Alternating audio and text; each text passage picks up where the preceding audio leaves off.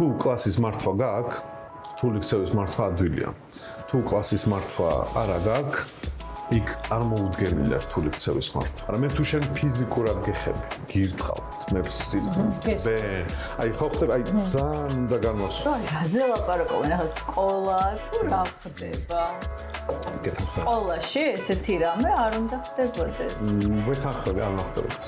მე ხო ისე უყვები ხოლმე გეკონება ის არის. ზაფსიუჟეტიანი ფილმი, მაგრამ რეალურად არის რა ვიცი შევიდა კლასში, ხედავს რომ ეს ორი ბალღი ერთმანეთში ჩაფრთული არის, მინიმუმ უნდა იცოდეს რა უნდა ქნას. კაი, დაიშალეთ გეყოთი არ უნდა დამთავრდეს, იმიტომ რომ იქ ყველას მოდი ხელი ჩამოვართვათ ერთმანეთს. მშობლები ამბობენ რომ ღირსი არის რომ ეგრე მოიქცა და კაია რომ ესე ხისტად მიაჯოჯო ხეთეს რომ მე ჯერ აღარ იზავს. აბა ბოდიში მოვუხადოთ ახლა ერთმანეთს ესე მე ჯერ შევთანხმდეთ რომ მე ჯერ აღარ კლასელები ხართ და ჩხუბი არ შეიძლება. მშობელი ხო როგორი გულგახეთქილი მოდის რომ არ იქ რაღაცა მოხდა. და არსებობენ მშობლები, რომლებიც არ თანამშრომლობენ სკოლასთან. ძალიან ადვილია რომ შიშისგან ჩაიკეტოს. იმ ბავშვს ყველაზე მეტად სჭირდები. შენ და მშობელი ვერ დაალაგებთ ამას უეჭველი უფრო დიდი რესურსი ჭირდება. ანუ უბრალოდ ჩვენ მზად უნდა ვიყოთ ამისთვის. ყველა ვარიანტში. გამარჯობა. ეს არის პოდკასტი მშობლებისთვის, რომელსაც მანამ უნდა მოусმინოთ, სანამ თქვენი შვილის სკოლაში ბოლოს არის დაირეკება. მე ვარ მეგი კავთუაშვილი, პოდკასტის ავტორი. და დღეს ისეთ თემაზე უნდა ვისაუბროთ ჩემს სტუმართან ერთად, რომ გაგიჩნდებათ სურვილი, რომ გამოიწეროთ ეს არხი და ისე განაგრძოთ მოსმენა. დღეს ჩემი სტუმარია საქართველოს კარიტასის განათლების გაძლიერების პროგრამის ხელმძღვანელი, პროფესიით ფსიქოლოგი და მასწავლებლების მასწავლებელი გიორგი დემეტრაშვილი. გიორგი, მადლობა, რომ ხარ ჩემი სტუმარი. გამარჯობა, მადლობა რომ მომწვევ.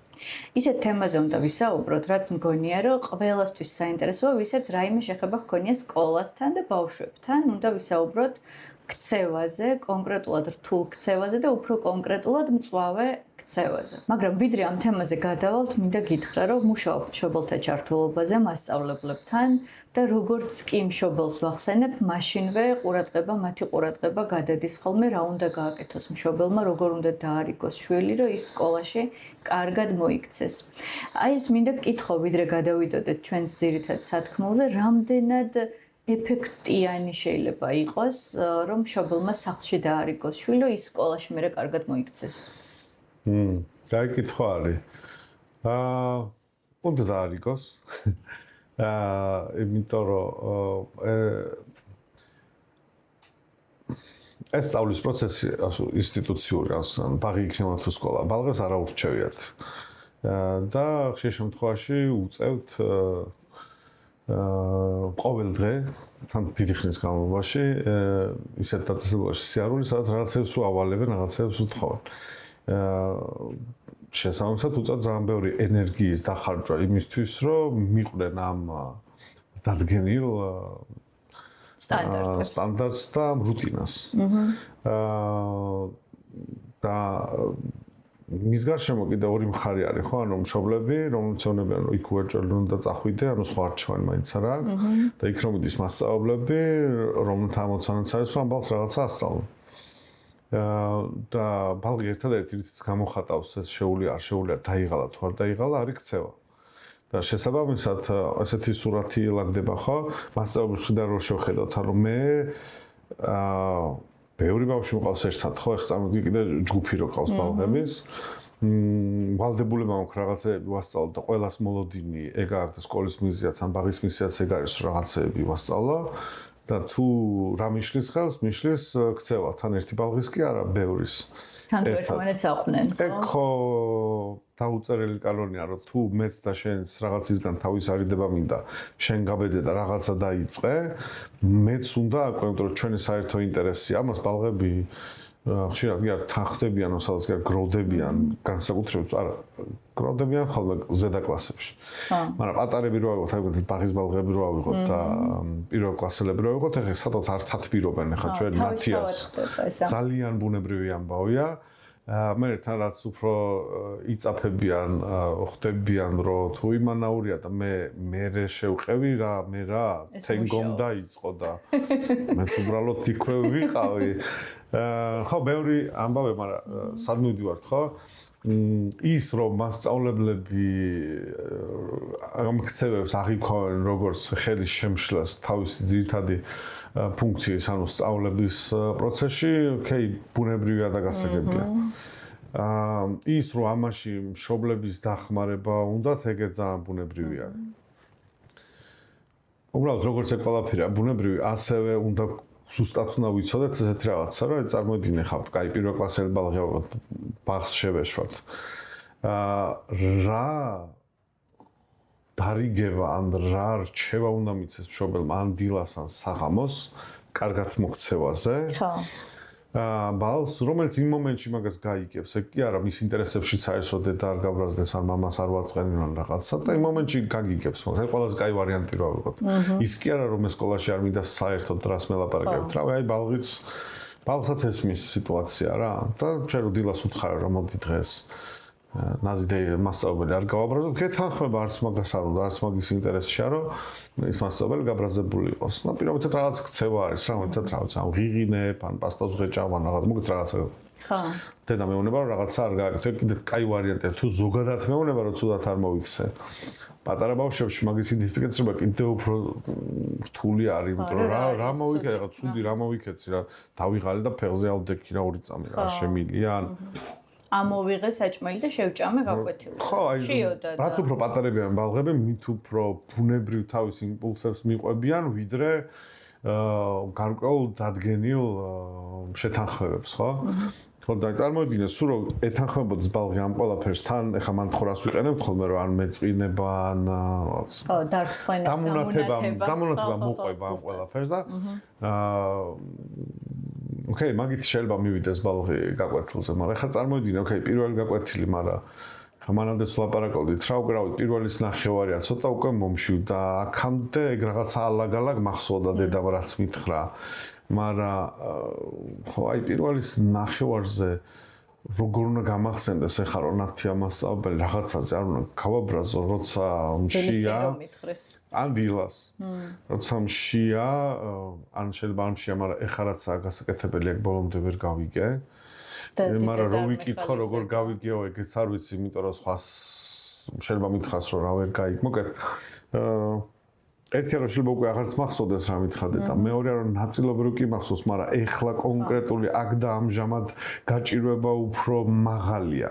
აი მან როცა მასწავლებს ველაპარაკები მაგაზე, ზოგიერთი მაგალითი მომყავს, რომ აი ხო ყოფილა როცა ტრენინგებზე დადიან, რომ აი ზიხარ ამ ტრენინგზე შეიძლება საინტერესოა, მაგრამ უკვე იმდენი ხანი ზიხარ, რომ შიგნიდან კუნთები გტკივა. ხო? წარმოიდგინე ბალღებს ეგ უფრო მალე ემართებათ.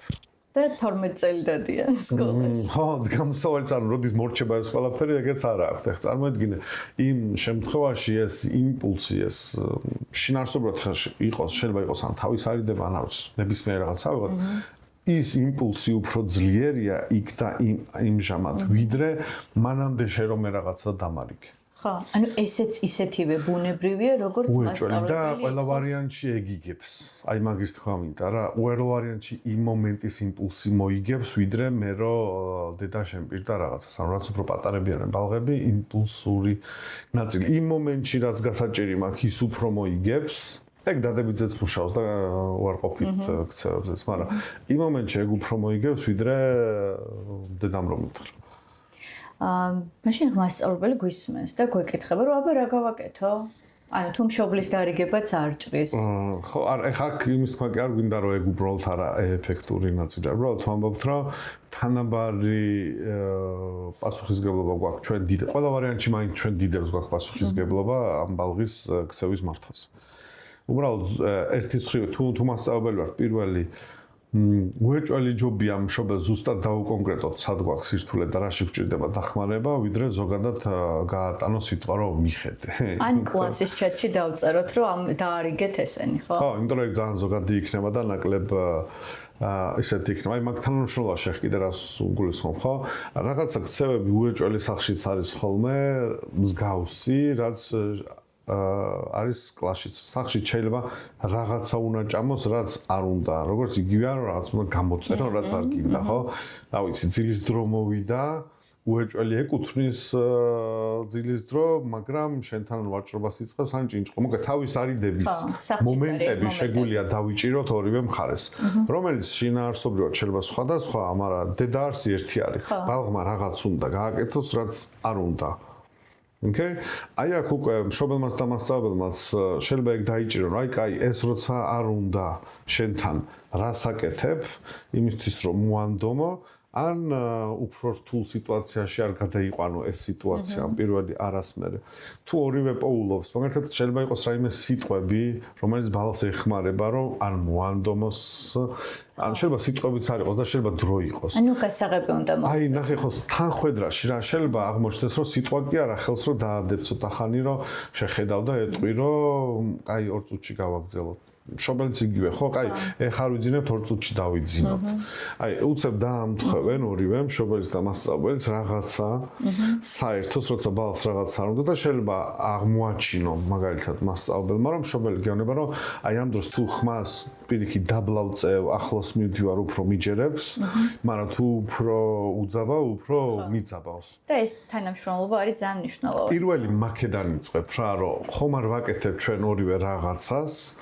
რაც როცა ბალანს არ უნდა იმას ვაკეთებდნენ და იქიდან რა არის ეფექტური. ანუ ჩვენ უნდა დავაკვირდეთ წინაპირობას, ხო? რა წინაპირობა ჰქონდა? მანდაც მივალთ, მაგრამ ჩვენ ჯერ უნდა დავაკვირდეთ ჩემი როგორც დასრულის მოქმედებებიდან და ეს მოქმედება შეიძლება იყოს როგორც სიტყვიერი, ისე ფრაზა, ისე რა მოქმედება, რომელი ეხმარება ბალანს არასასურველი საქმის გაკეთებისკენ. Რო ალბათობა იმისი რომ ბალღა მაინც არ უნდა, მაგრამ რომ გააკეთოს, გაძლიერდეს. და თუ ორივე კარგად ვამთხოვთ, ანუ მეც როგორც მშობელი და მასწავლებელიც კარგად ამას კარგად ვამთხოვთ ერთმანეთს და შევთანხმდებით.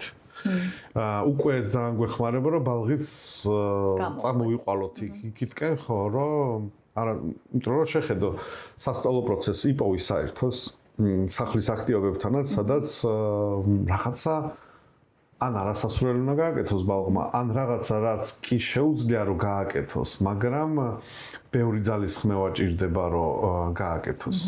აი ხა სახლის მაგალითებს ძალიან ბევრი არა, შეიძლება ჩემი ჭამ, მაგრამ ძალიან რომშია მირჩენია რომ შენ მაჭამო პატარებზე ვლაპარაკობთ რა, ამიტომ შეიძლება შენ გეზუზუნო რომ მაჭამო კი შემიძლია, მაგრამ ძალიან მშია რა ეხლა და მოდი რა ამაჭამე რა თან თუ რაღაცას ჩამირთავ ეგეც ძალიან გაიქნება.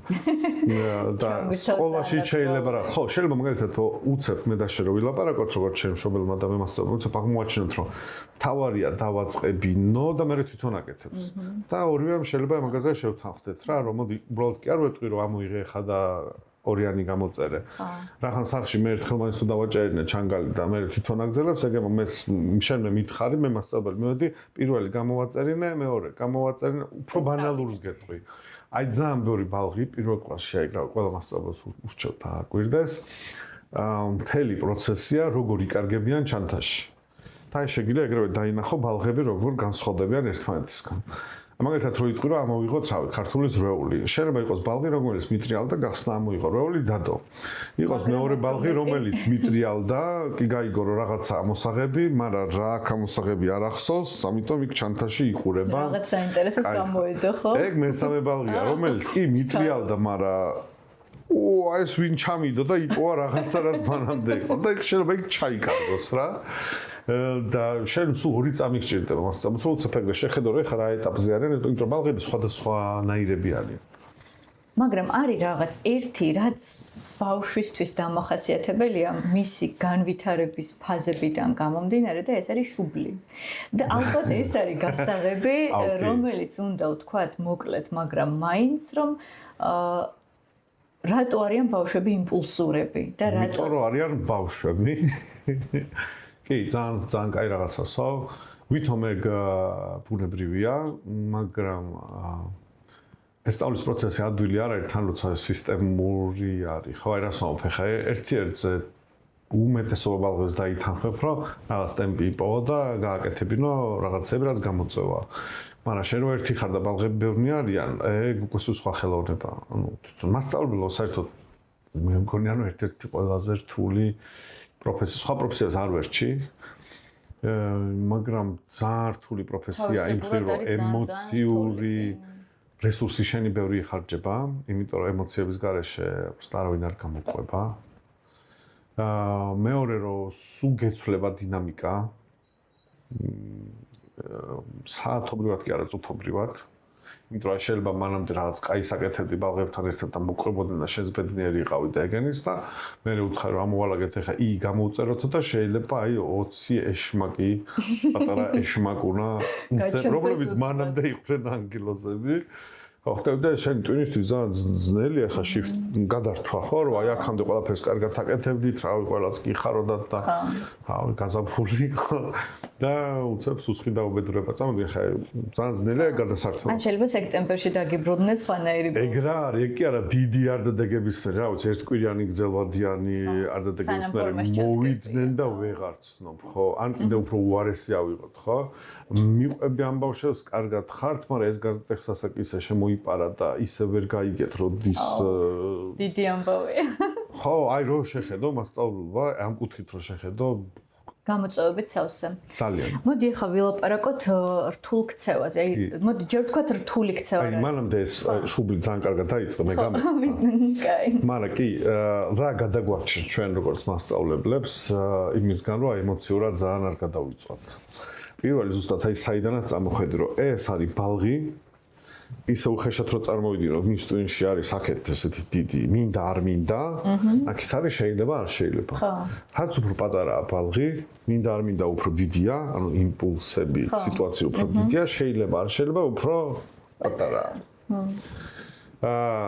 და ჩვენ სასწავლო სისტემას რო შევხედოთ ეს ბევრი წესები რაც შემოგდის იმისთვის რომ ხალხი რა ანუ ეს ბალღების ჯგუფი რაღაცა ერთ საერთო ჯგუფად ვაქციოთ ხო რაც ასევე მოგდებს ახლა ჩვენ არ ვართ ასე ვთქვათ ცალკე ხალხი ჯგუფში ყოფნაც მოგწონს პატარები ვართ თუ დიდები ანუ ეგეც გვაქვს ახლა ფლათ ისეც არა ვართ ხო რომ რაღაც რაღაც პატარა ჯგუფად არ ჩამოყალიბდეს ხალხი და მე როგორც ჯგუფი თავისი ტემპით არ წავიდეს, მაგრამ ასე რომ იმისთვის რომ ზუსტად ეგ ფორმირდეს, ხო, ნელ-ნელა ეს შეიძლება არ შეიძლება უნდა გავარჯიშდეს. იმიტომ რომ აქეთ მარტო სულ იმპულსები გვაქვს რა, მინდა არ მინდა. და ეს რაც უფრო პატარა ბალღი ეს ერთი რომ შეიძლება არ შეიძლება ისედაც პატარა აქვს. და რახან ეს პატარა თვითონ ამ შეიძლება არ შეიძლებასაც ნაკლები ძალა აქვს რომ მოერიოს მინდა არ მინდას. მაგაზე აი დიდებმა რო კარგად გავიგოთ ახლა ვინც დიეტობანას თამაშობს, ხო, რთული ამბავი არის. წამოდი უკვე დიდი ხარ წესით, რავი, მინდა არ მინდა და შეიძლება არ შეიძლება. უკვე ახლო არიან, მაგრამ ძალიან ბევრჯერ მინდა არ მინდა იგებს. ან ვიღაცასთან და ბალღებში აპრიორი მინდა არ მინდა იგებს ყოველთვის. იმიტომ რომ აი მან კიდე რა ნაწილი გვაქვს აი შეიძლება აღმოაჩინო შენთან სხვადასხვა ბალღი შეიძლება მოვიდეს როგორც მასწავლებელთან შეიძლება აღმოაჩინო რომ ბალღი მოვიდა რომელსაც შეიძლება აი მაგათ ეს ჭიქა აიღოს თუ არა ამაზე მანამდე აქვს გამოცდილება ან ბაღში ან სახლში და იქ აუხსნეს რომ სვისი ჭიქა თუ არის ჯერ უნდა იკითხო ანუ გასმოვთ მაგრამ მის შეიძლება არ შეიძლებაში უკვე წერია რომ ჯერ იკითხე ოკეი და შეიძლება მოვიდეს ბალღი რომელშიც ეს არ არის უკვე განსხვავებული ქცევები ექნება თან ბალღებს. აი ხა მაგი რატო თქვი? მაგალითად პირველ კლასში ხო მე ჩემი გასაფერადებელი მაქვს, ჩემს გვერდზე, ჩემს კლასსაც თავის გასაფერადებელი მაქვს. ამ მაგალითით შეიძლება ერთმა მეორეს კითხოს რომ შეიძლება შენი ავიღო და შეიძლება მეორემ არ კითხოს იმიტომ რავი ძმისას ესე იღებს და არც იმას აქვს პრობლემა არის. ქცევა ხო ესე. ეგ ერთი ნაწილი რომ უკვე განსხვავებული ქცევები არის ბალღებში. მეორე კიდე რატო არიან ბალღები რომ შეიძლება მე ჩემს მინდა არ მინდაში შეიძლება არ შელებაში კი მიწერია რომ ეს ხვისია და არ შეიძლება მაგრამ ძალიან მინდა საჭმელს რო უჭამა ხოლმე ერთმანეთს და შეიძლება აღმოჩნდეს რომ კი ვიცი რომ ეხლა არ შეიძლება მაგრამ ძალიან მინდა და ამანაც შეიძლება გამოიწვიოს რაღაც ქცევა რომელიც გვერდიდან რო უყურებთ ჩვენ ხო ამაზე ვილაპარაკეთ გიჩდება ხო მშობლებს ძირითადად ეგვემართება ჩვენ ხო ამაზე ვილაპარაკეთ ხო აი ხტები როგორც კი შენ ამ ლოგიკას უფრო ამ სურათს უფრო კარგად დაინახა რომ ბალღებში ეს მინდა არ მინდა უფრო დიდია აპრიორი ვიდრე შეიძლება არ შეიძლება უკვე ძალიან ბევრი რაღაცა და შენ ემოციურად აღარ უნდა იმუშაო, იმიტომ რომ ეგ მოცემულობაა, ხო? როგორც ჩვენ ვიცით რომ ბალღს ვერ დავსვავთ მანქანის ატარებლად, იმიტომ რომ ბალღია, გაგიკვირდება, მაგრამ დაახლოებით იგივეა, რომ სასწავლო ნაწილშიც რაღაცები ძალიან ისე არ უნდა მოვთხოვოთ. როგორც გვინდა რომ მოვთხოვოთ. ბანალური 35 წუთი გაუნძრელად სკანზე პირველ კლასელს ძალიან გაუჭირდება. არ ვამბობთ რომ შეუძლებელია. ძალიან გაუჭირდება. ეს მარტო ჯდომა და თან რაღაცაზე კონცენტრაცია კიდე სხვა რამე. კიდე უფრო გაუჭირდება. ხო და ეს სანამ ცულცევაზე გადავალთ უკვე აპრიორი შენ ამებს უნდა ხედავდე.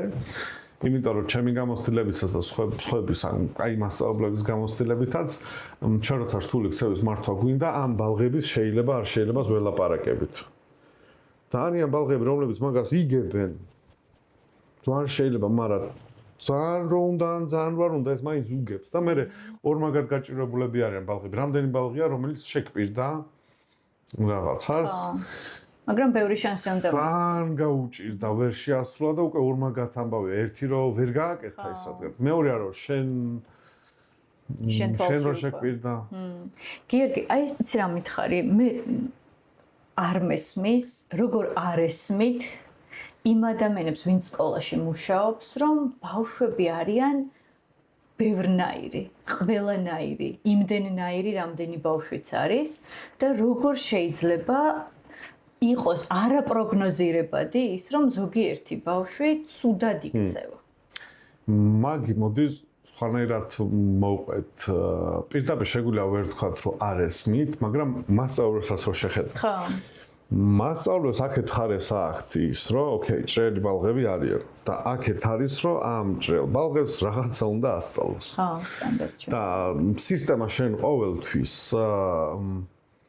გაწובה იმისკენ, რომ აი ეს რა არის სასწავლებელი, ჩვენ უფრო ვეძახით ხოლმე აი ამ ყოველდღიურ რუტინას, ეს ხდება ხოლმე პრიორიტეტი და ეს ხანდახან ისე ძალიან გაწובה, რომ სულ რო ეგ იცოდიან ტყავით, გზნობდე ეს ნენელა უფრო პატარავდება, იმიტომ რომ ეს არის პრიორიტეტი. და ბოლოს ხო მან გადადიხარ რომ შენ უკვე ეძებ მოკლე გზებს რომ აბა ეს ხალხი როგორ იყვნენ მინიმუმ გასუსულები სანამ მე რაღაცას ვხსნი რომ ქემაის მე ვიტყვი რომ მე ხო მოვყევი იმიტომ რომ მე თუ არ მოვყევი შენ ხო ვერ გაიგებ ამიტომ იჭედები აი ასეთ წრეში რომ მე ხა ჩემ მიზანია რომ მე ეს უეჭველი მოვყვე ძალიან ბანალურად ყვებით რა მაგრამ ჩემ მიზანია რომ რაღაცნაირად მოვყვე ამაში შენი ქცევა შემიშლის ხელს მაგრამ ჭრელები ხარ ყველას ვერ გამოგეკიდებით ამიტომ მე რაღაც ისეთი უნივერსალური თუნა გაგსუსოთ ახლა გაგაჩეროთ რომ მინიმუმ მე ჩემი ვთქვა მე ავხსნა ჩემი მოვალეობა უნდა რომ გაგაგები რომ იმიტომ თუ ვერ გაგაგებინე ეგ ნახდათ ჩემი ჩავარდნა. მაგრამ თუ გაგიგებინე და მე შენ არის სწავლი არ მერიდე და არ მოგეხმარა, ეგ უკვე ცოტა შენი ჩავარდნა. ისე რომ ღრბილად რო თქვათ რა. და აი როგორც კი შენ როგორც მასწავლებელს აი ეს რუტინის მოთხოვნები უფრო წაგლეკავს, უკვე მაქეთ გადადიხარ რა. აი ძალიან ბევრ მასწავლებელს მაგას ვეუბნები რომ გაიხსენო თავიდან რომ შეხვედი ამ ბალღებთან, რამდენ იდეა გქონდა, რაღაცებს აკეთებდი, ცოტა მეც ელაპარაკებოდი. ბუნებრივად ეგრეა ხოლმე, მაგრამ მე ნელა ეს სისტემა. ამაზე ბევრი ფაქტორი განაპირობებს. ძალიან რომ გაწובה, ხო, რომელსაც ახლა არ შევეხოთ, რომ უცებ აღმოაჩენ, რომ აი შენი ტვინი გეუბნება რომ ეხლა ამის დრო არ არის, ეხლა უეჭველი ეს არის ასახსნელი. ხო. აი მაგის კაი მაგალითი გქონდა მოკეთ ეგეთი სიტუაცია იყო რომ ბალღები გარკვეულ გაკვეთილებზე მთლიანი კლასის მართვის გამოწვევა იყო. და ამ მთლიანი კლასის გამოწვევის სამოს შეხება როცა ანალიზს აკეთებ ხო აი რა ხდება რომ პირველი რას ეძებ რომ დღის რომელ მონაკვეთშია ეს ყველაფერი, იმიტომ რომ წამოვიდნენ შიმშილიც უნდა თვალისწინო, მე რამდენი გაკვეთილია, რა გაკვეთილია ეს ყველაფერი. ოკეი, ვიპოვეთ რაღაც ნაწილი, რომ ოკეი, ყველაზე ხშირად აქ ხდება. ხო. მე ვნახე, რომ ოკეი, მაგის წინ რა ხდება. და მე იქ რა ხდება და ეგეთი ბანალური ამბავი იყო, რომ სანამ აქ გაკვეთილი ჩატარდებოდა, რომელიც ხტუნაობდა რა, ხან ქართული იყო, ხან რაღაცა იყო, მაგრამ იმის წინ იყო ყოველთვის ეს უფრო ეს ფიზიკური მომზადება რა. ოკეი, წავედით, ნახეთ რა ხდება ფიზიკურ მომზადებაზე, ანუ ფიზიკურ მომზადებაზე წავედით, პატარა ბალღები არიან, ჩართულები არიან, გარკვეულ აქტივობას რო რჩებიან, მე ბურთს აძლევენ, თამაშობენ. მაგრამ გინახია 22 ბალღი რო ბურთს დაძდოს ეგ რა არის. შესაბამისად იქ ვინ მოიგო, ვინ წააგო, ვინცად იყო ბოლომდე ვერ იგებდნენ, მაგრამ მაგის მერე რო ბრუნდებოდნენ კლასში, განცდებში იყვნენ. აქეთ ზოგი განცდაში იყო რომ მოვიგე, იქით ვიღაცა უნდა რა შენ რა მოიგე, ჩემ გუნდში არიყავი, დაულაგებელი. რომელსაც ემოციურად აღრენილები არიან, ხო, აი ერთმანეთს ზოგი გლოვობს რომ წავაგე, ზოგი გლოვობს რომ ჩემამდე ბურთი საერთოდ არ მოვიდა, ზოგი ამბობს რომ მე კარ ვიყავი და ფეხებში რატომ ირტყავდით, აი ყველას თავის გასაჭირი აქვს რა. კი, შენ უცებ შედიხარ მასწავლებელი და რა დროს ეგარი, რავი, ასახსნელი გაქვს რაღაცა რა. განტოლება. რომ დავაკვირდეთ ბუნებრივად რა ხდებოდა, ხო? ნუ როგორც მასწავლებელი ორგანიზდები, ეუბნები რომ კარგით, ეხლა დავიწყებთ. უმეტესობა კლასი თავიდან მიყვებოდა, მაგრამ როგორც არ დაგვაუწყდეს ესაზრები ხო არსად არ წავიდნენ მოიგეთ წააგე. და თან ბალღებში როგორ არის პირველ რამოდენიმე ინსტრუქცია შეგისრულებ რომ გავიგოთ ეხლა რა ხდება, მაგრამ უცებ მე თუ მივხვდი რომ უი ეხლა შენ განტოლებები უნდა გამოგვაწერინო, რაღაც უკვე ძალიან გახარებული ხო არა ვარ. ამას ხო უკვე დაემატა ისიც რომ წავაგე და წამოდინე ახლა აქეთ იმპულსები როგორ ბუხბუყებს რა.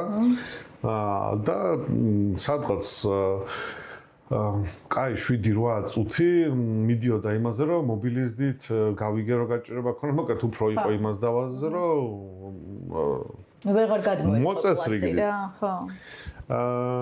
მაგრამ ეხლა მან რა არის? ესე რომ ყვები ძალიან ადვილი არის, მაგრამ შენ რო კლასში შედიხარ, შენი სქემა გაქვს, ამის მერე სხვა კლასში უნდა შეხვიდე, ამათან ეს გასაკეთებელი. დოლარის კურსი რომელი აქვს, თქმა არ იცის, ხო? ადამიანი ხარ რა, ვერ ტოვებ რაღაცებს როგორც მასწავლებელი რა ავტომატურად და ხო აი ამიტომ ეს გენთება რა რომ ეხლა ეს კაცი უაჭველი უნდა დავიწყო. ხო და მე რამოდენიმეჯერ ეგენი რომ გავმიხილეთ, იმიტომ რომ მანდ აი ძალიან კაი იყო რომ მე მაგაზეც ვილაპარაკოთ, მაგრამ იმ კონკრეტულ სისტემაში შეიძლება რომ რაღაც დროს მასწავლებლები დაждდნენ ერთად და განიხილონ. სხვათა შორის რამის ფუფუნება საერთო ჯამში რო აიღო სისტემაში. მოდი მან და სანამ მივალთ და ეგ ძალიან მნიშვნელოვანია და სამწუხაროდ მაგის კულტურა არ გვაქვს რომ აი ესე დავსხდეთ და განვიხილოთ და კოლექტიური ეფექტიანობა გავზარდოთ ან მასწავლებლების ან ვთქვათ ლიდერთა გუნდი ყავდეს, მაგრამ მანდამდე სანამ მივალთ მოდი ვთქვათ რა არის რთული ქცევა. კი, აი ამ ნაწილს შევაჯამებ რა ეგ როგორ იყო რა, იმიტომ რომ ჩვენ რაღაცნაირად საერთო კლასის მართვიდან უნდა გადავიდეთ თურქცევაზე, იმიტომ რომ განწირულია ნებისმიერი აქტივობა რთული ქცევის მართვის თუ კლასის მართვა არ არის დალაგებული. ანუ როგორ უნდა წავიდეს, იცი რომ ჯერ მთლიანი კლასის მართვა უნდა იყოს გასწორებული, რომ იქ მე თუ რაიმე რთული ქცევა დასალაგებელი ის დალაგდეს. აი თუ აინთება ხო 80% მე რასაც ვთხოვენ ხოლმე უფრო, როცა კონსულტირებას გავდეთ, არის რომ რთული ქცევა დაალაგე. და მე კიდე ვიწყებ იმიდან რომ თუ კლასი ვერ დავალაგეთ ზოგადად მართვის ნაწილში ესეც ვერ დაალაგდება და აი მაგაზეც მე ვიტყვით, მაგრამ აი ეს რო შევაჯამოთ აი რთული კლასის მართვის ნაწილში ნახე რა ლოგიკები აღმოვაჩინეთ რომ ფსიქოლოგიის მასწავლებელთან რო ვილაპარაკეთ როგორ შეიძლება რომ აი ეს რაღაც აპოკალიფსური ფეხბურთი მოგვარებულიყო, ძალიან მარტივი ამბავი იყო, 4 ბურთი გამოიტანა, არ მაქვს პრობლემაო. შესაბამისად პატარა გუნდებად დაიყვნენ ეს ბალღები. ანუ თამაშის ამბავში წამოიდგინეთ თვითონ ვერ დაალაგდნენ. ანუ ჩვენ გვეშინოდა, აი რაც გვემართება, რომ ფეხბურთს როგორ ითამაშებენ, თვითონ დაალაგდნენ. ზოგმა მართლა ფეხბურთის თამაში დაიწყო, ზოგმა ცალკარა მოიგონა, ზოგმა რაღაცეები, მაგრამ დაალაგდნენ და უფრო ემოციურად, უფრო კმაყოფილება იყო ბალღებში. და ესე რომ მოდიოდნენ, ესე გაყოფილებიც აღარ იყვნენ მოგებულ, წაგებულ, გაურკვეველ როლიან. იქვე იცლებოდნენ, ხო? აი წარმოიდგინე მეორე გაკვეთი, პირველ გაკვეთაზე გაკვირება იყო 4 ბურთს რა უქნათო, მასწავლებლად რა ვიცი, გინათ ფეხბურთი თამაშეთ, გინათ ცალკარი რაღაცეები მიცა რა მიმართულება, მაგრამ დაალაგდნენ. აი ყველაზე კაი რა იყო რომ უყურებდით რომ აი ეს პატარა ბალღები რომ გონიან რომ ვერ იზავენ ისე გადადიოდნენ ერთმანეთში ეს გუნდები ხა ბურთით ხო პატარა მოედანი აქვს რა სადაც თამაშობენ პრობლემა რა ვის ქონა იყვნენ ბალღები რომლებიც ამ გუნდში იყო და გაყვამერე იმ გუნდში სადღაც მაგრამ ამერიკიდან მოაბრუნეს რომ შენ იმ გუნდში თამაშობა მაგრამ აუ მიეცი რა საშუალება რა დაალაგდებიან ან ცოტა მიეხმარ მაგრამ წარმოიდგინე მან დეგამბავი დავალაგეთ მერე ვინც შედიოდა მასწავლებელს იმას უეჭველი უთხრეთ რომ მოდი მოიკითხე რა პირველად მოკითხავს კაი 15 წუთი დაჭირდა იმიტომ რომ ეს აჟიტირებულები რაღაცებს წვებოდნენ მაგრამ აი 4 გაკვეთილს მერე ეგ ამბავი დაპატარავდა 3 წუთამდე რა უცებ აი გამოკითხა აქენი დღეს ვინ რა გაიტანა რაღაცეებს ეგეთი. აღარ მახსოვს თქვი თუ არა ეს რომელი კლასი იყო. პატარები არიან მესამე კლასის გაჭირება, ხო თუ დიდები კიდევ უფრო კარგად ლაგდებიან ფიზკულტურაზე რა. ბოდიში გააგრძელე. პატარებში არის დიდი ემოციური გაჭირება. და წარმოიდგინე აი ეს ნაწილი კლასის მართვის ნაწილში, რომელიც ამ საგანში გქონდა, ეგ დალაგდა. ძალიან დაპატარავდა, აი 3 წუთი იყო აი მოკითხვაზე, ამ რაშვებით როგორ ახარს. როცა მანამდე უფრო დიდი ენერგია ეხარჯებოდათ, რომ ეს წასულიყო პროცესი, просто აი ამ ორ პატარა გადალაგებებმა ყველას უშველა რა. დიდი ხნით დაისი არა, მაგრამ ქემაიც მიხვდნენ როგორ შეიძლებოდა რომ დალაგებულიყვნენ ბალხები. ამიტომ აი თემა რომ მორჩეთ, რთული ქცევის დალაგებას აზრი არ აქვს, თუ ჯერ კლასის მართვა არ დალაგდა. და მე რო არ დამოვიწყდეს, ბარემ ახლა ვიტყვი რატო. ნებისმიერი რთული ქცევის დალაგებას, რახან უკვე რთულ ქცევას ვლაპარაკობთ, უეჭველი მოყვება ინდივიდუალური აქტიობები, რომელიც ჩემი რთული ქცევა თუ უნდა დალაგდეს, სხვა ბალღების ქცევებისგან შეიძლება იყოს განსხვავებული. აქ კლასიკა არის, რომ მე არ შემილია 10 წუთი ჯდომას გამზე სხვებს შეუვლიათ, მე უნდა ავდგე და ვიარო, ან მე უნდა გარეთ გავიდე. აქ არის მეორე ხაფანგი. ეს არის დაწყება, იმიტომ გითხარი, რომ ჯობია ყოველთვის რთული ქცევის მართვის ნაწილში პირველი ჯერ დავიწყოთ კლასის მართვით. იმიტომ რომ შენ თუ კლასს კარგად მართავ, მაშინ იმის აღარ გეშინია, რომ ბალხს, რომელსაც რთული ქცევის სირთულეები აქვს, ან ინდივიდუალური საჭიროებები აქვს, ის დალაგებულ კლასს აგირებს, მაგ კითხვას აღარ სვავ. რატომ? იმიტომ რომ თუ სხვა ბალღი გეუბნება, რომ მეც რო გარეთ გავიდე, ძალიან მარტივად თეონები, თუ ძალიან გჭირდება, გადი არ არის პრობლემა. იმიტომ რომ მანდაც ესეთი წესია რა, იმ ბალს აი იმპულსებს რო ვილაპარაკეთ, უეჭველი ჭირდება რომ გარეთ გავიდეს. რომელსაც რთული ქცევა აქვს. მეორე ბალს ეგ შეიძლება არ ჭირდება, მაგრამ კაი იდეა გონია. კაუში, მაგრამ შენ რა იცი, შენ იცი რომ ის რო შემოარახან იმას ეგ არ ჭირდება, შენი ყურადღება უეჭველი ჭირდება. ამიტომ შენ თუ ეს სხვა ბალღები, რომელსაც ეს საჭიროება არ აქვს, შეუძლიათ რომ წარმატებულები იყვნენ იმ საქმეში, რასაც შენ ავალებ, უეჭველი ირჩევენ იმ ნაწილს, რომელიც საჭიროა ვიდრე აქეთ-იქით ბოდიალს. და მაგას მიაღწევ მარტო მაგ ნაწილში, თუ შენ კლასის მართვა არ გეშინია. და როგორც კი მაგას კარგად აი უმეტესობა მასწავლებლები, ვისაც არ უყურებ, რომ აი კლასს კარგად ამუშავებენ, ყველას ეგ მახასიათებელი აქვს რა. იმას კი არ ვეუბნება, იმას ძალიან ჭირდება და შენ რა გიჭირს, ან გიორგი, აი ხა ძალიან დრო ძალიან გადის, მაგრამ აი რო არ კითხვა არ შემიძლია რა. მარტო კლასიდან, ну, თქვა გაშვება კი არა, რაზეც ალბათ გვეტყვიან, რომ სადნა გავუშვა და ну, კომენტარებში. ხო, რადიკალურებს ვიღებ. მაგრამ მოდი, ესეთ რამეს გეტყვი, საპირფარეშოშიც კი არ უშვებენ ბავშვებს, იმიტომ რომ დასვენებაზე მოითავეთ, მერე დაიწყებთ ბოდიალს საპირფარეში. რაც უფრო პატარები არიან ბალღები, რამდენჯერაც არ უნდა გითხრა, უნდა გაუშვე, იმიტომ რომ შენ რეალურად მართლა არ იცი.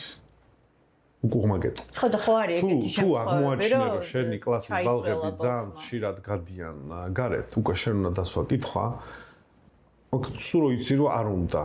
რატო გადის? იმიტომ გადის რომ თავი არიდოს რაღაცისგან შენთან. და ამას ერთი კი არა, ბევრი ბალღი თუ აკეთებს, აი რაც ჩვენ თქვით, ეგრე უნდა შეამოწმო შენი საქმე ვალდებულებები რა არის.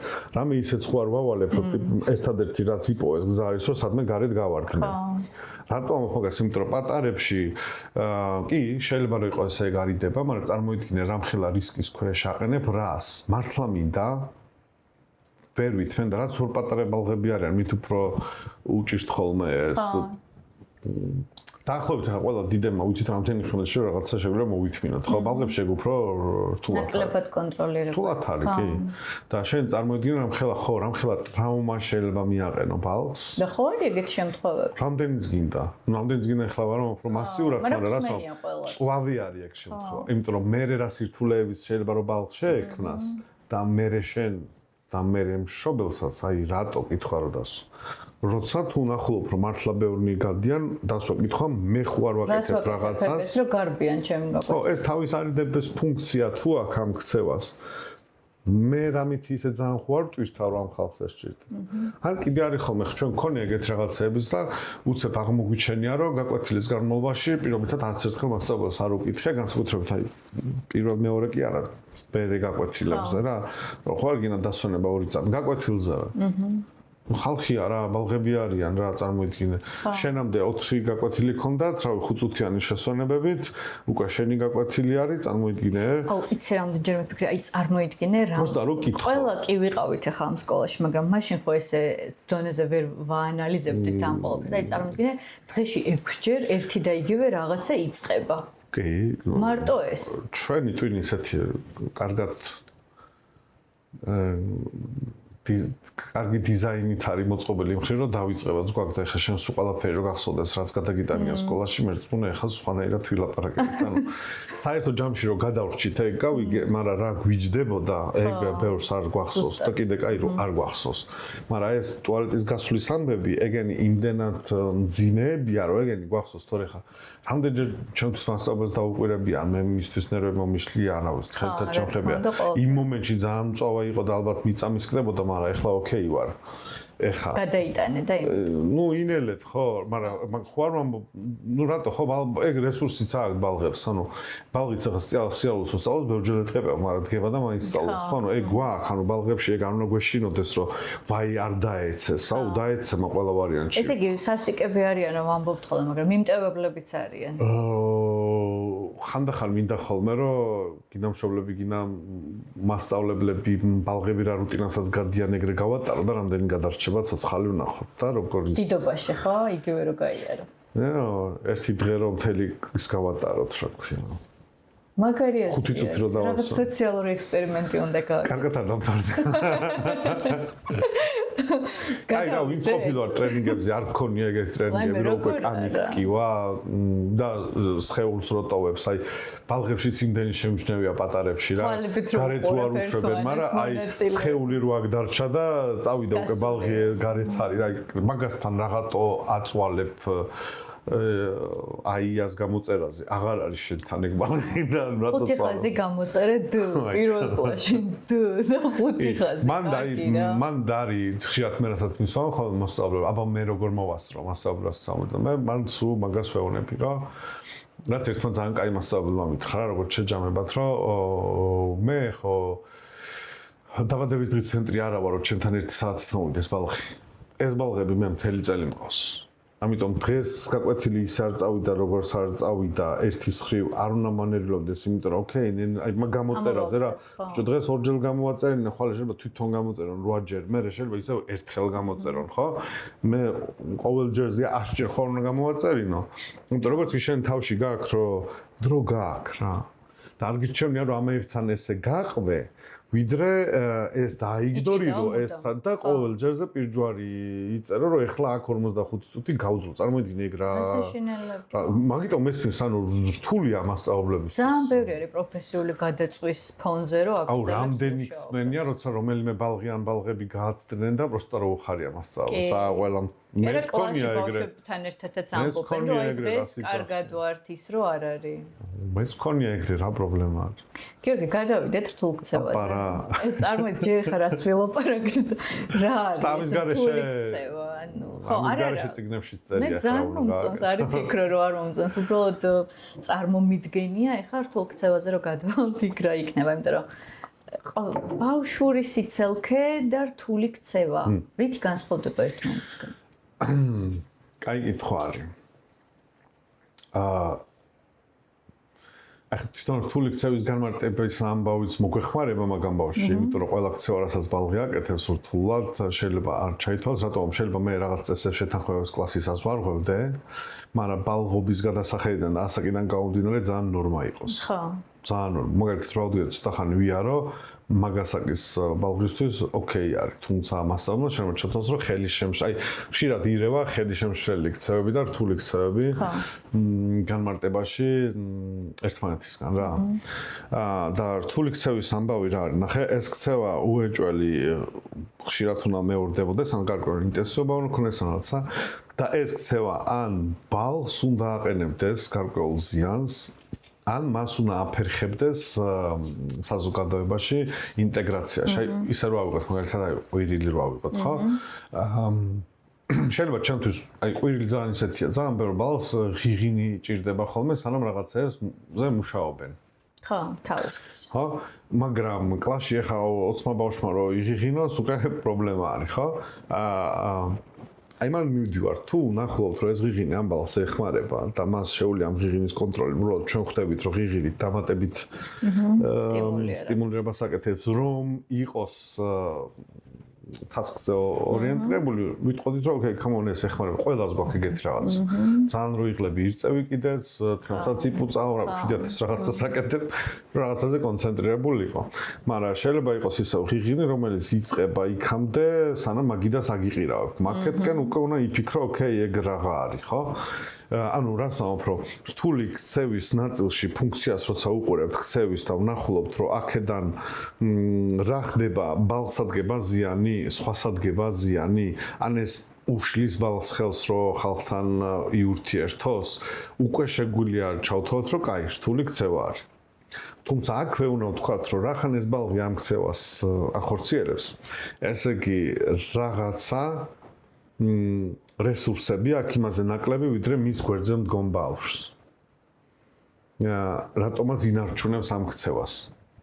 Okay?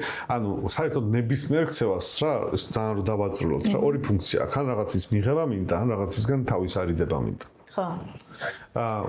და თუ ქცევასაც ეგ, ანუ რთული ქცევას თავისი ფუნქცია აქვს, როგორც ნებისმიერ სხვა ქცევას. უბრალოდ ჩვენ ზუსტად უნდა გავიგოთ, ამას იმიტომ აკეთებს, რომ რაღაცაში დამატებითი დახმარება ჭირდება. თუ ეგრეა, მაშინ გინდა შეთანხმების დაცვა. ნახე რაღაც იმპულსის ნაწილში, აქეთ მე ვიცავ და შენს ნივთს არ ავიღებ, მაგრამ მე მიჭირს, ამიტომ ამას უეჭველი ვიღებ. ნაკლებად მაქვს რომ დაგელოდო, ხო, ან გთხოვო, ამიტომ ამას უგტაცებ, ამას მე თუ გტაცებ, მე კი ვიღებ რაც მინდა, მაგრამ შენ საბოლოოდ მე აღარ მეგობრები, იმიტომ რომ მე ამას უგართმევ. და რო ავიღოთ, ხო, თუ წინახევრის არის ბალღი და ეგრე აკეთებს, შეგვიძლია ვთქვათ, რომ ოკეი, ანუ ეგრე არიან, მაგრამ ხო, თუ პირველ კლასელიან, მეორე კლასელიან და ყველაფერს ართმევს და ესე უნდა რომ ის კონდეს რაც ხო, ოკეი, ეს უკვე უჭველ თულქცევაში უნდა გავიყვანო. უბრალოდ აქ ისევ რა შემოდის? პირველი შენი კითხვა არის, რომ ოკეი, რა რესურსები ამ ბალს იმისთვის რომ ეს აკონტროლოს, ან ხომ არ არის რაღაცა, რაც აფერხებს, რომ როგორც გვერდზე ბალღმა ისწავლა პირობითად ამ მასაკიდან ამ მასაკამდე, რომ უი, ვიღაცას უნდა ვთხოვო, აქ იგივე მექანიზმა რატო არ იმუშავა. მან დაი ეგ არის ძირითადი შეცდომა ხოლმე, მეც დამმართნია, რომ მე პირდაპირ ვიწყებთ, რომ ამან ეს არ გააკეთოს. მაგრამ რაც ძალიან ობიექტურია ხო ახლა კლასში რა, მაგრამ მან უეჭველი უნდა იყოს, ოკეი, რატო ხდება ის, რაც ხდება. ამის გარკვევის გარეშე უბრალოდ ქცევის არ განხორციელებაზე აწყობილი სტრატეგია ყველა დამღუპველი არის. აი აქ ემართებათ ხოლმე მასწავლებლებს ეგ რა, რამდენჯერ გითხარი, მე ხო ამაზე გელაპარაკე, ჩვენ ხო ამაზე შევთანხმდით. როგორც კი კურსში შენ როგორც მასწავლებლებს მოხდება, რომ უი ამაზე ამდენს ველაპარაკები, უი ესე იგი ესენი არ მუშაობს, ესე იგი აქ რაღაცა სხვა ხდება. იცი როგორ არის ხოლმე, აი ჩემთან როგორც მოდის მშობლებთან ვმუშაობ ძირითადად და ჩემთან მოდის ხოლმე ესეთი ამბები და ისტორიები, რომ ბავშვებში ვთქვათ ეს ერთმანეთისთვის ყვირილი წიხლების რტყმა, კვინა, პატარა ასაკში ვთქვათ, რაღაცა წყენა, დაკაწვრა, რაღაცა როცა ესეთი ფაქტები ხდება, ეს ფასდება როგორც რთული ქცევა, არ ვიცი, შეიძლება არ ფასდება, მაგრამ მშობელთან მიდის შემცველი ქცევა უეჭველი არის. საფრთხის შემცველი ქცევა, როცა მე მიდის ეგრევე მშობელთან ეს ამბავი, რომ აი იმ ბავშვმა შენ შვილს პერანგი შემოახია და მე იწყება მშობლებს შორის დაპირისპირება, ანუ არა შემთხვევაში ერთი მშობელი დაზარალებულის მშობელი მიდის მოძალადის მშობელთან და იწყოს რა შენ მშობელთან არა ბავშვთან შეიძლება მივიდეს და პირდაპირ დაუწყოს საუბარი, არ ვიცი მე ხა ძალიან რთული იქნება რაღაცა კონკრეტული кейსის გარეშე კონკრეტული სტრატეგიები მოგთხოვო, უბრალოდ იცი რა გითხარი, რომ არსებობს სტრატეგიები, რომლითაც ესეთი ტიპის ქცევები იმართება. მშობლები რასაც აკეთებენ თუ ბალხები? ბავშვები რასაც აკეთებენ და სკოლა და მშობლები როგორც უნდა დაეხმარონ, არა ისე როგორც ეხმარებიან.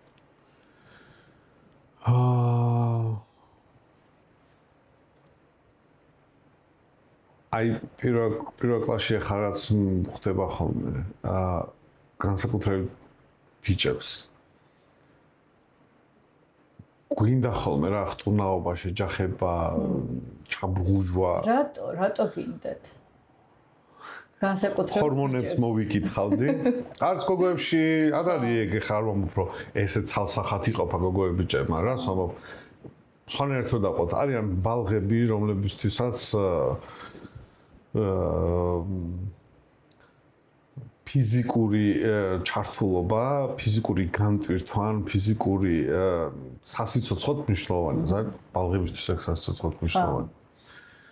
ძალიან შორიდან რომ მოუბრუნდე მაგას, ეხლა სამწუხაროდ ეგეთი გამოწვევის წინაშე ვართ, არა მარტო ჩვენ ზოგადად. რომ აი ეს ფიზიკური თამაშები ალაგდა რაღაცნაირად. ქუჩიდანაც ალაგდა, ბაღებიდანაც ალაგდა. გადავედით იმაში, ხო, ტელეფონებში და ხო. და ბალღები კიდე ბალღები არიან რა. კუნთები, აი როგორ გითხრა, ძალიან ბევრი ბალღი როცა იკითხები ეს რატო აქ, როგორ გავიგორო.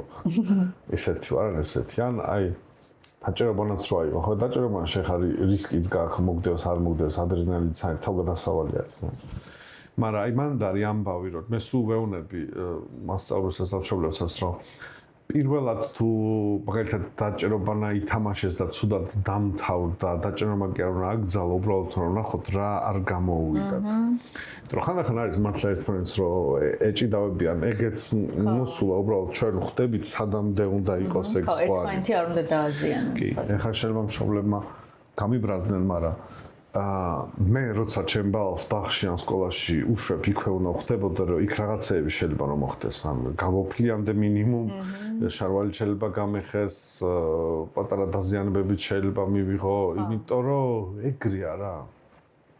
ხო, სკოლაც არის ცხოვრების შემადგენელი ნაწილი და თან 12 წელი გრძელდება. მე თუ ცოცხალი ვარ, ფიზიკურად ცოცხალი ვარ და პირობითად დაჭერებანას თამაშობ და კიბეებზე ხარ მირბენია მთელი ცხოვრება, მაგრამ დღეს მომიწია შეიძლება ერთხელ ორი ისიც გამოვტოვო საფეხური, რომ აბა ვიღაცას დავეწიო. ანუ რას ვამბობ, ძალით კი არა, მაგრამ ანუ იმას კი არ ვამბობ, რომ უსაფრთხოება იგნორირებული უნდა იყოს.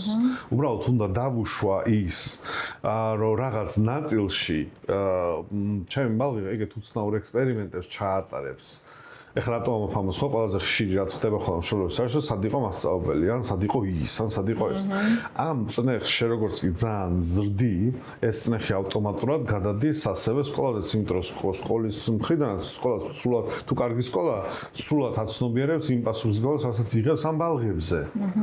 მაგრამ ძალიან დიდი წნეხი თუ იქნება, რომ არ დაისვაროს, არ გაეოფლიანდეს და რაღაცეები მოხდეს, ხო, რაღაცნაირ რეაგირებასაც იზამენ. ამიტომ შეზღუდვასაც დაიწყებენ ბალღების ამ ნაწილში და ამას რაც უფრო დასვენებაზე გარეთ საერთოდ არ გაუშვებენ.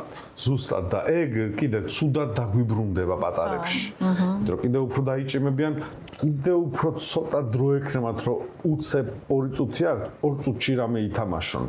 ანუ დაზიანებებიც კიდე უფრო მაღალი ექნებათ.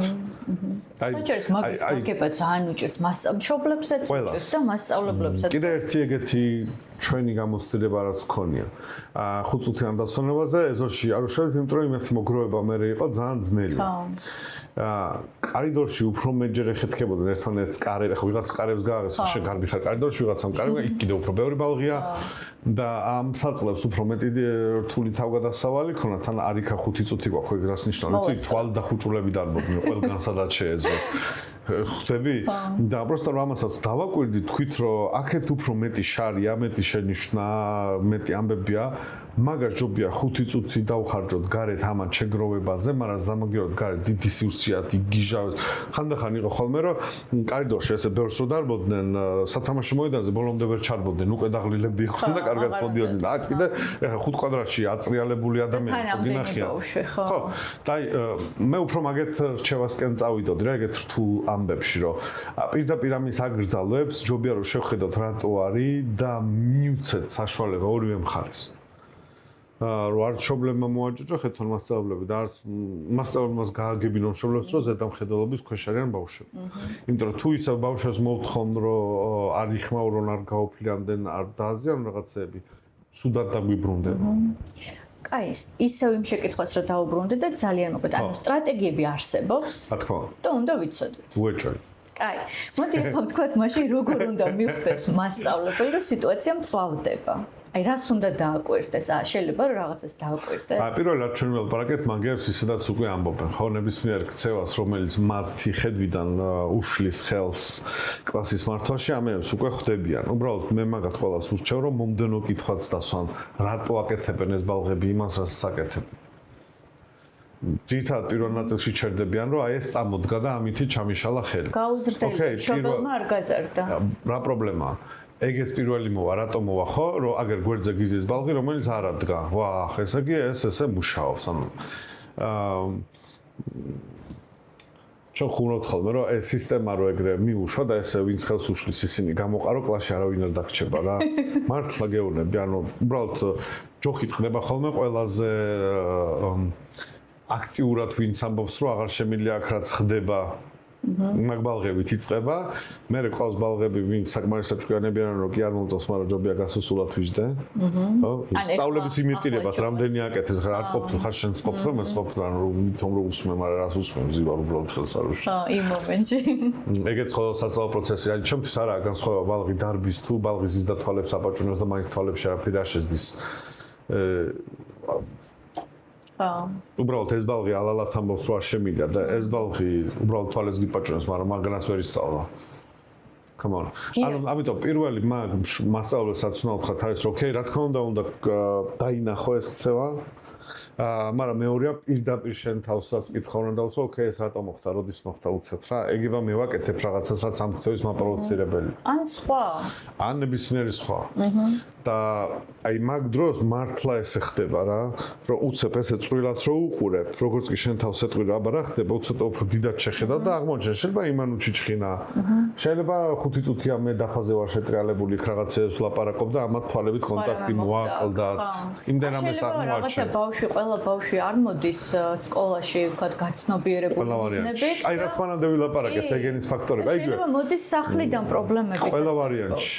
ეგენი ხო კიდე ცალკე გამოთ, ეხლა კიდე არ შევეხოთ ემოციურ ამბებს და სახში რა ხდება მაგას, მაგრამ აი ისევ მარტივი მაგალითი რა, ჩანთაში დაკარგული ბალღების აღმოჩენას როგორც კი დაიწყებ, ეგ შენ პირველი სავარჯიშოა, რომ ივარჯიშო რთული ქცევის აღმოჩენას.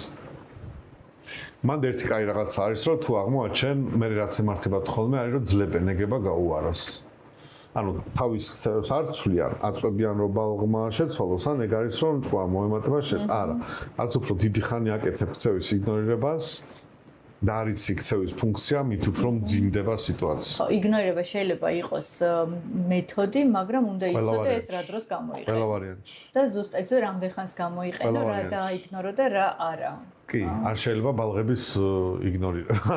ერთ-ერთი ყველაზე მწვავე სიტუაცია, რომლის იგნორირებაც არ შეიძლება, არის კრიზისული სიტუაცია. მანდ უფრო ადვილად გვაქვს საქმე იმით, რომ თვითონ კრიზისული სიტუაცია არ მოქცევს იგნორირების საშუალებას. და ეგ არის ყველაზე სევდიანი ამბავი. და როგორი შეიძლება? წავემდე არის ყოველთვის უფრო რთული.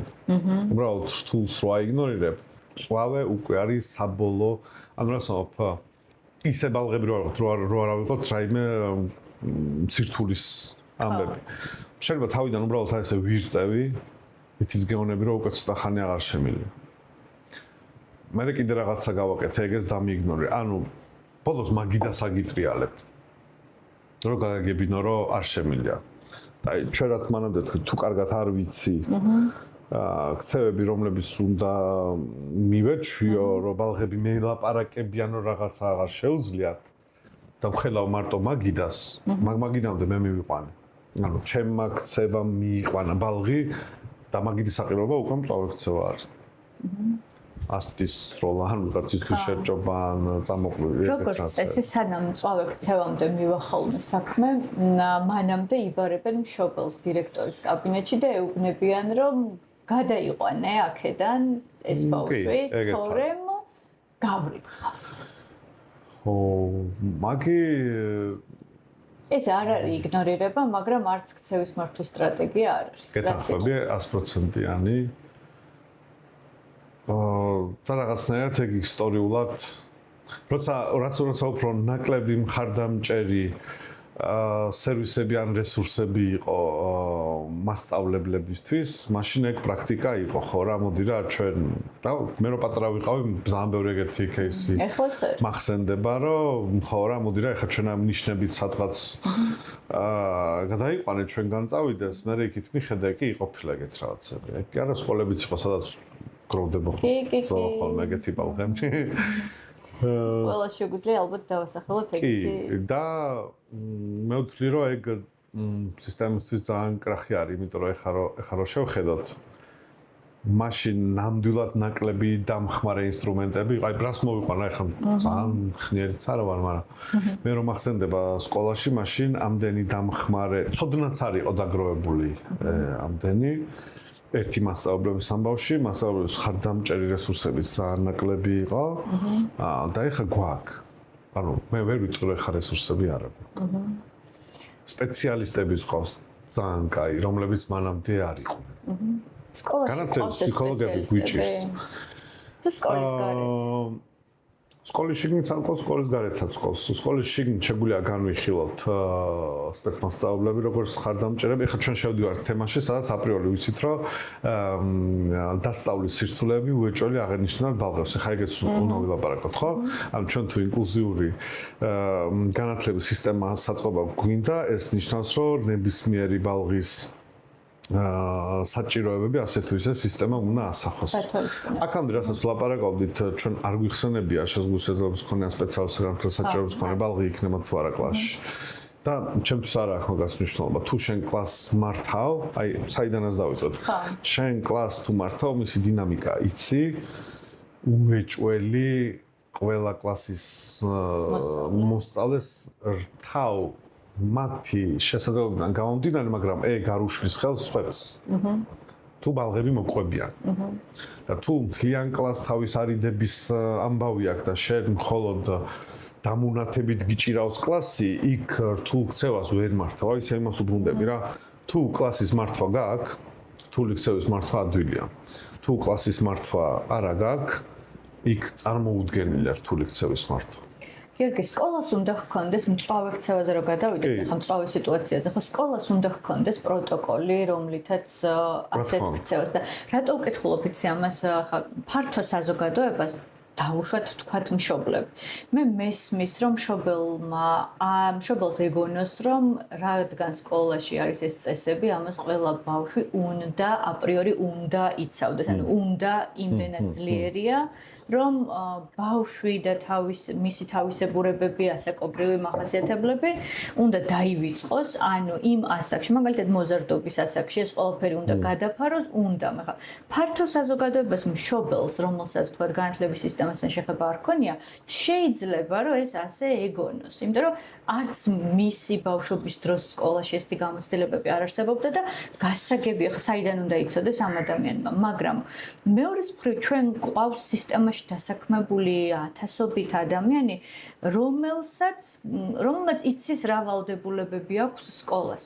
მოდი შევეცადოთ, რომ ფართო საზოგადოებას ავუხსნათ, რას ნიშნავს პროტოკოლი, რას ნიშნავს მწვავე სიტუაციის მართვის პროტოკოლი და რა ვალდებულებები აქვს სკოლას. ისეთი, რაც დანარჩენმა ადამიანებმა, ვისაც სკოლასთან დიდი ხანია შეხება არ ქონია, არ ვიცით.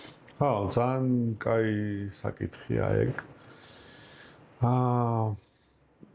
ზოგადად სკოლაში უსაფრთხოება, ვიცით რომ აპრიორი უნდა იყოს, ხო?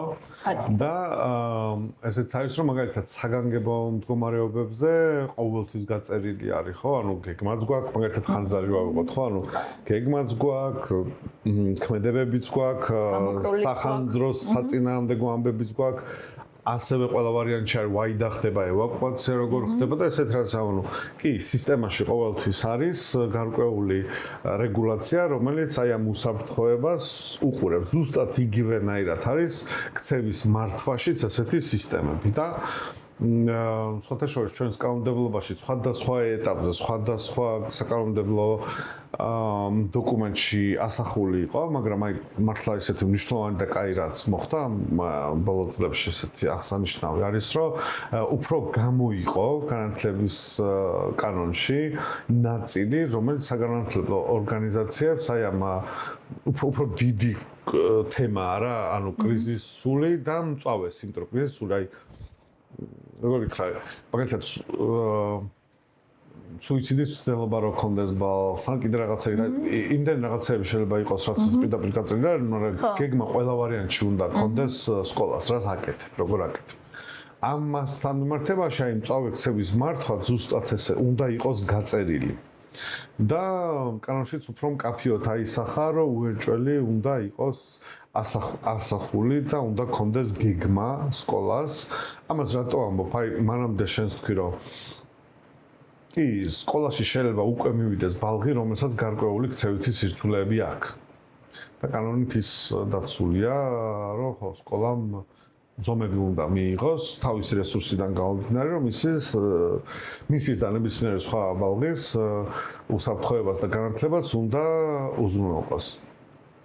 მაგრამ მეორე ნაწილია, რომ არავინ ხალხო, ეხლა არავის არ ვაშინებ, მაგრამ არავინ ასევე დაზღვევლები არა ვართ, ჩვენი ცხოვრების რაღაც ეტაპზე შეიძლება ყოველთვის გქონდეს გარკვეული კრიზისული პერიოდი, როცა ისე არ ვიქცევი, როგორც მანამდე ვიქცეოდი. და ეხლა რამდენჯერ ყოფილა ხო განსაკუთრებით თინეიჯერას ვერჩი აპატიეთ ხალხო, მაგრამ ეკუთვნით რა უფრო ვახსენებთ. ხო, ეკუთვნით ხოლმე ხანდახან, რომ აი თვითონაც რო ვერ იგებენ თავის ემოციებს, ან გამოხატეს და მთელი ცვლილებებია.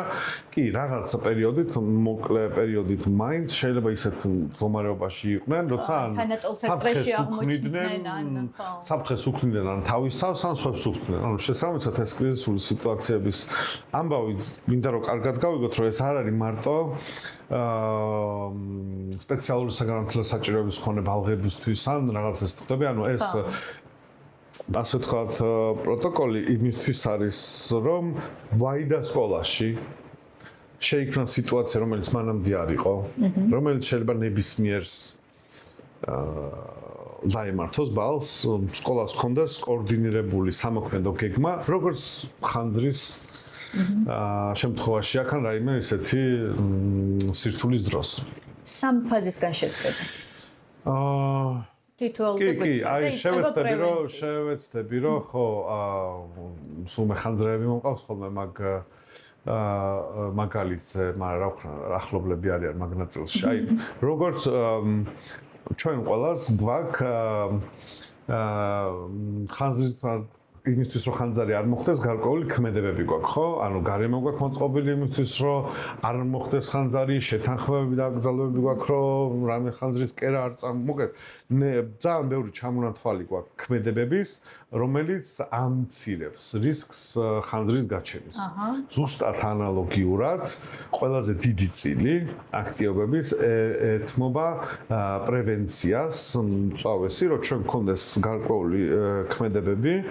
აი, სულ პირველი რაც დავიწყეთ დღეს, მშობელმა და მასწავლებელმა რო ერთმანეთში ლაპარაკონ, რომ ეგება რამე საერთო ინსტრუქცია იპოვა, მან მე უკუღმაც არის. შეიძლება რაიმე მაპროვოცირებული სიტყვა, რომელიც ვაიდა რო ვუთხრა, ბალღის უფრო მეტ აფეთქებას გამოვიწყე, ვიდრე დაწყნარებას. მასწავლებელისთვის შეიძლება იყოს, რომ დედას ეწყინება, შენ რო ესე მოიქეც.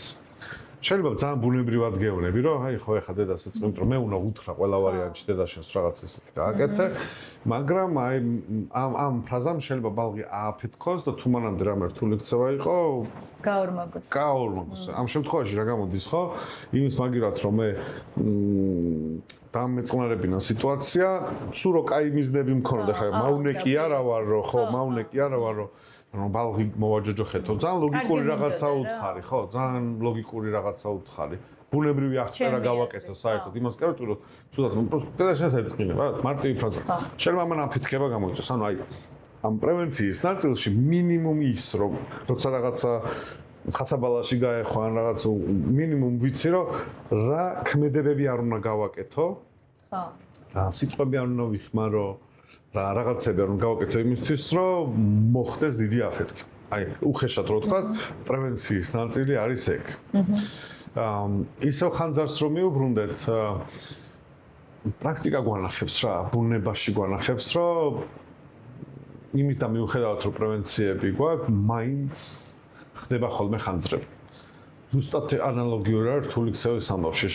შეიძლება ყველაფერს ვაკეთებთ, კარგად ვაკეთებთ, რაღაცა, მაგრამ მხოლოდ პრევენციაზე დაფუძნებული სტრატეგიები წამგებიანია, იმიტომ რომ არაფერს არ გთავაზობს ვაიდან მოხდა ხანძარი მაშინ რა უნდა გააკეთო და მზად უნდა ვიყოთ ხო ამის? აუ უეჭველი და მან იმას ვიტყვი რომ ჩვენც აი კონსულტანტებსაც გვემართება ხოლმე რომ უშუალოდ უკვე მწვავე სიტუაცია რას ვამბობ რა ან ჩემ თავს ვიზიანებ ფიზიკურად ან მწვანე სიტუაციას რო განმარტოთ ბარემ რახან რთული ქცევას განმარტეთ ანუ მწვავე სიტუაციების ნაწილი განიმარტება როგორც როცა მე უკვე ჩემს თავს ვაყენებ ფიზიკურ ზიანს სერიოზულს ან სხვას ვაყენებ ფიზიკურ ზიანს ან გარემოს ვაყენებ ისეთ ზიანს რომ აღალია დაზიანება. აი რას გულისხმობ? მაგალითად მე თუ შენ გიყვირი, ეს ძალიან ცუდი ამბავია, მაგრამ თუ აქ დაზიანებები არ არის არავისი, ეს არის რთული ქცევა. მაგრამ მე თუ შენ ფიზიკურად გეხები, გირტყავთ, მე სიცოცხლე. აი ხო ხდება, აი ძალიან უნდა განვასხვაოთ რა. რთულ ქცევას თავისი მექანიზმები აქვს, მწვავეს თავისი მექანიზმები. პირველი ყველაზე დიდი განმასხვავებელი არის რომ პარკეთად შენ თუ ყვირი მე მიყვირი მე ფიზიკური დაზიანების არანაირი საფრთხე არ მაქვს ხო შენს ფიზიკურად არანაირად არ ზიანდება უბრალოდ ყვირი და ეს რა თქმა უნდა ეს დისკომფორტია მაგრამ ეგ არის და ეგ და უნდა ვიფიქრო იმაზე ეს როგორ დავარეგულირო ოღონდ ზუსტად ვიცი რომ აქ ფიზიკური ჩარევა არ უნდა იყოს ანუ მე შენ ხელი არ უნდა მოკიდო პირზე ხელი არ უნდა აგაფარო რაღაცები ეგეთ იმიტომ რომ აქ არანაირი ფიზიკური დაზიანება არ არის დისკომფორტია ცუდია მაგრამ არ არის სვავე ქცევაში მე თუ თავს ვიზიანებ ან აი ეგეც ხარის რომ მე და ვიღაცა ჩავეჭიდეთ ერთმანეთს და არ გავაინტერესებს მეზე მაგრამ ფიზიკური დაზიანებები მიდის აქ უკვე სვავეში გვეუბნებიან რომ კი მოკლე ვადიანი ფიზიკური ჩარევა აუცილებელია შეიძლება არასასიამოვნოა იმისთვის რომ უარესია მაგრამ რას ვთქვი ზუსტად აი ეგ არის რა რომ აი მწვავე ქცევის დროს ხშირად ისეთი ქმედებების გამოყენება გვიწევს რომელიც ნამდვილად არასასიამოვნოა არავის არ უნდა რთულია მაგრამ ეს რო არ გააკეთო ამაზე მაღალი რისკი და შედეგი დადგებოდა აი ამას სცემს პასუხს რა აი მაგალითად ბალღი წამოხდა და დარბის კლასში შეიძლება ეს ძალიან ხელს მიშლის გაკვეთილით ჩამივარდა მაგრამ თუ ამითი ის არ ზიანდება და სხვა ბალღები არ ზიანდება ეს არის რთული ქცევა ხელი რო ეშლება გაკვეთილებში ეგ არის რთული ქცევა მაგაზე უნდა ვიფიქროთ მან ფიზიკური ჩარევა ტექნიკურად არ უნდა მოხდეს მაქსიმუმ რავი ახლოს მიყვერო რაღაცნაირად გაიყვანო მაგრამ ფიზიკური ჩარევის საჭიროება აქ არ არის მაგრამ ამ ბალღმა უცებ ფანქარი თუ აიღო და ქნევა დაიწყო და ნახე რომ ან გაიკაწრა ან მაღალი ალბათობა რომ ან გაიკაწროს ან სხვა დაზიანოს ხო აი აქ უკვე შემოდის რომ უი ფიზიკური ჩარევა უნდა მოხდეს და რას გულისხმობს ეს ანუ ჯერ მოდი ვთქვათ რომ ვინ უნდა გააკეთოს ეს და რა დაზღვეულები ვართ რომ სწორად გააკეთებს ამას. და აი მაგნაწილში ისევ რას ვამბობ რა აი ეს არის უკვე ეს შუა ნაწილი რო ვთქვით აი უკვე რო ხანძარია. ეს არ არის ადვილი საქმე. ნამდვილად არ არის სასიამოვნო. ემოციურად ძალიან რთული შეიძლება რომ იყოს განსაკუთრებით მოუმზადებელი ადამიანისთვის, მაგრამ მანდ ისევ ეგეთი ამბავი მომყავს, რომ აი სახში ხარ შენთვის, რავი, ბანობ, არაფერი ისეთი არ ხდებოდა, თურმე რავი, კორპუსში ხანძარია, შეიძლება უცებ შენთან შემოარდეს მეხანძრე, რა ფორმაშიც იყავი, იმ ფორმაში, რავი, შეგფუთოს თუ მოახერხა, თუ ერთს მოახერხა და უეჭველი გარეთ გაგიყვანა. ქმედება უეჭველი არასასიამოვნოა და ძალიან ცუდად იგრძნობ თავს, უბრალოდ იქ კითხვა არის ეგ რო არ ექნა მეხანძრეს. რა მოგივიდა? რა შედეგი დადგება? ძალიან ვუტრირებ ახლა აქ, მაგრამ მესმის. მაგრამ რას ვამბობ? უეჭველი უნდა იყოს გაწერილი წავე ქცევის უკვე ქცევის განხორციელების ნაწილში, თუ მანამდე ყველაფერი გამოგჩა, ან ხო. ასე, მოხდა უეჭველი უნდა იყოს გაწერილი. ხა აქ სირთულე რა არის? არსებობს აპრობირებული პრაქტიკა, მეთოდოლოგია, ყველა ქვეყანას თავისი აქვს მოგებული. აი ეს ფიზიკური ჩარევა როგორ უნდა განხორციელდეს. ჩვენ გვაქვს ეგეთი? ჩვენ შემუშავების პროცესში ვართ. დანამდვილებით რაც მე შემინდა ვთქვა არის რომ საქართველოს კარიტასმა შევიმუშავეთ ეს ტექნიკები, ასევე მაგ ჯორჯიას აქვს სერტიფიცირებული ნაწილი. მიდის მუშაობა ამ თემაზე მოკლედ. კი, ანუ ეს ბაზარი ცუდი სიტყვა, მაგრამ სოფლიოში არიან სპეციალური ორგანიზაციები, რომლებიც ამაზე არიან ორიენტირებული, რომლებიც ამ ტრენინგების ნაწილს აკეთებენ, რაც ეხება უშუალოდ აი ამ ტექნიკებს. ახლა აი ტექნიკებს უეჭველი მინდა რომ მიუბრუნდე. ჯერ უბრალოდ მართლა ამ ტექნიკებზე ვერ ვილაპარაკებ, თუ აი ამ რისკებზე და ანუ როცა შენ როგორც მასწავლებელს ან ასისტენტს ან მშობელს გიწევს ფიზიკური ჩარევა, ეს არ არის ადვილი პროცესი. ასევე მაღალია შენი ან ვისთანაც ერევ იმათთან ფიზიკური დაზიანების რისკი. ჩვენს მიერ შემუშავებული, გარდა ჩვენს მიერ ადაპტირებული ტრენინგები არის სპეციალური ქმედებები, როგორც ცეკვის ილეთები, რომლის დიზაინის და მთავარი მოტივი არის, რომ მინიმალური ჩარევით ნაკლებად საზიანო ქმედებებით მოხდეს განრიდება ან ქმედების განხორციელება, რაც ძალიან მარტივად რო გითხრა რა. მაგალითად თუ ბალს სადღაც აქვს ჩაჭიდებული სხვა ბალს და ეს ბალს უნდა გავაშორო, უეჭველი ვიცი რომ პირობითად აი ამ დამაკავშირებლებია ხო ეს ჯოინტები. აქ ხელის მოკიდება არ შეიძლება. აი რომ გამოვქაჩო სადღაც. იმიტომ რომ ერთი რომ აქ დამატებით კივილს ვაყენებ ადამიანს აი ამ სახსრების ნაწილში და ეს არ შეიძლება. აი ძალიან უხეშად რო გითხრა, მაგალითად ჩვენი ტექნიკების უმეტესობა მხრებზე მუშაობა არის. ან აი იმ ნაწილებზე, სადაც აი ეს რბილობი და ეს ტიხრები არ არის, ხო просто ვერ მოგიყვები თვითონ ტექნიკას, მაგრამ იდეა მინდა რომ გაგაგებინო და გეუბნებიან რომ აი სანამ სულთა ეს პროცესი რო იყოს, მაგალითად ბალღი ირთმევნება რაღაცა, სანამ შენ იმ ზუსტ მომენტს არ იპოვი, როცა აქ შეგიძლია რომ ხელი მოკიდო, აქ უეჭველი არ კიდებ. იმ მომენტშიც კი, როცა დაზიანება ხდება, იმიტომ რომ გეუბნებიან რომ უეჭველი აქ უნდა იყოს, იმიტომ რომ იმ ადამიანს, ვისაც ვაჩერებთ, იმასაც მინიმალური ზიანი უნდა მიადგეს. ანუ შევთანხმდეთ, პროცესი არასასიამოვნოა. მოყვები მაგრამ ტექნიკა გეუბნება რომ მინიმალურად შეიძლება ძალიან განსხვავდებოდეს, მაგალითად, როცა ძალოვანი სტრუქტურები ვიღაცას აკავებენ. ხო. ანუ იქაც გაკავების ტექნიკაა, მაგრამ ძალიან მინდა რომ განვასხვაოთ. ხო. ეს შეკავების ტექნიკები მთლიანად ზიანის მინიმუმამდე დიზაინით. და იქ რაც ხო იქ მაგალითად შეიძლება ხელი ამოუტრიალონ ადამიანს რომ გააკავონ ხო ხდები ჩვენთან აკრძალული არის მე მივხვდი ანუ უბრალოდ რას ვიძახი ნახე ეხა გვისმეს მაყურებელი და ფიქრობს რომ აი რაზე ლაპარაკობენ ახლა სკოლა თუ რა ხდება სკოლაში ესეთი რამე არ უნდა ხდებოდეს ვეთანხმები არ უნდა ხდებოდეს და ვისურვებდი რომ არც ერთ საგანმანათლებლო დაწესებულებაში არ ხდებოდეს მაგრამ ეგრევე არ ყოველდღე ხანძარი ხო არ აქვს სკოლებში, ჩვენი სკოლები ხო არ იწვება. მაგრამ რო გადავხედოთ, რავი, 5 წლიან პერიოდს რაღაც სკოლაში ხანძარი ხო გაჩენილი. ხო, ანუ უბრალოდ ჩვენ ზად უნდა ვიყოთ ამისთვის. ყველა ვარიანტში. და ამის საჭიროებაც ახლა გვაქვს. კი. გვაქვს кейსები, როცა ეს არის, გინდა მშობლებისგან, გინდა მასწავლებლებისგან, რომ სირთულეებს აწმდებიან და უნდა იყოს. ჩვენი პოზიცია არის, რომ ხოლოდ აი ამ გაწერილი ქმედებებით უნდა ვიხემწო. აი მან ისევ ეგ მაგალითი მომყავს, რომ შენ მეხანძრეს სახლის ჩასაგრობად ხო არ გაუშვებ მომზადების გარეშე.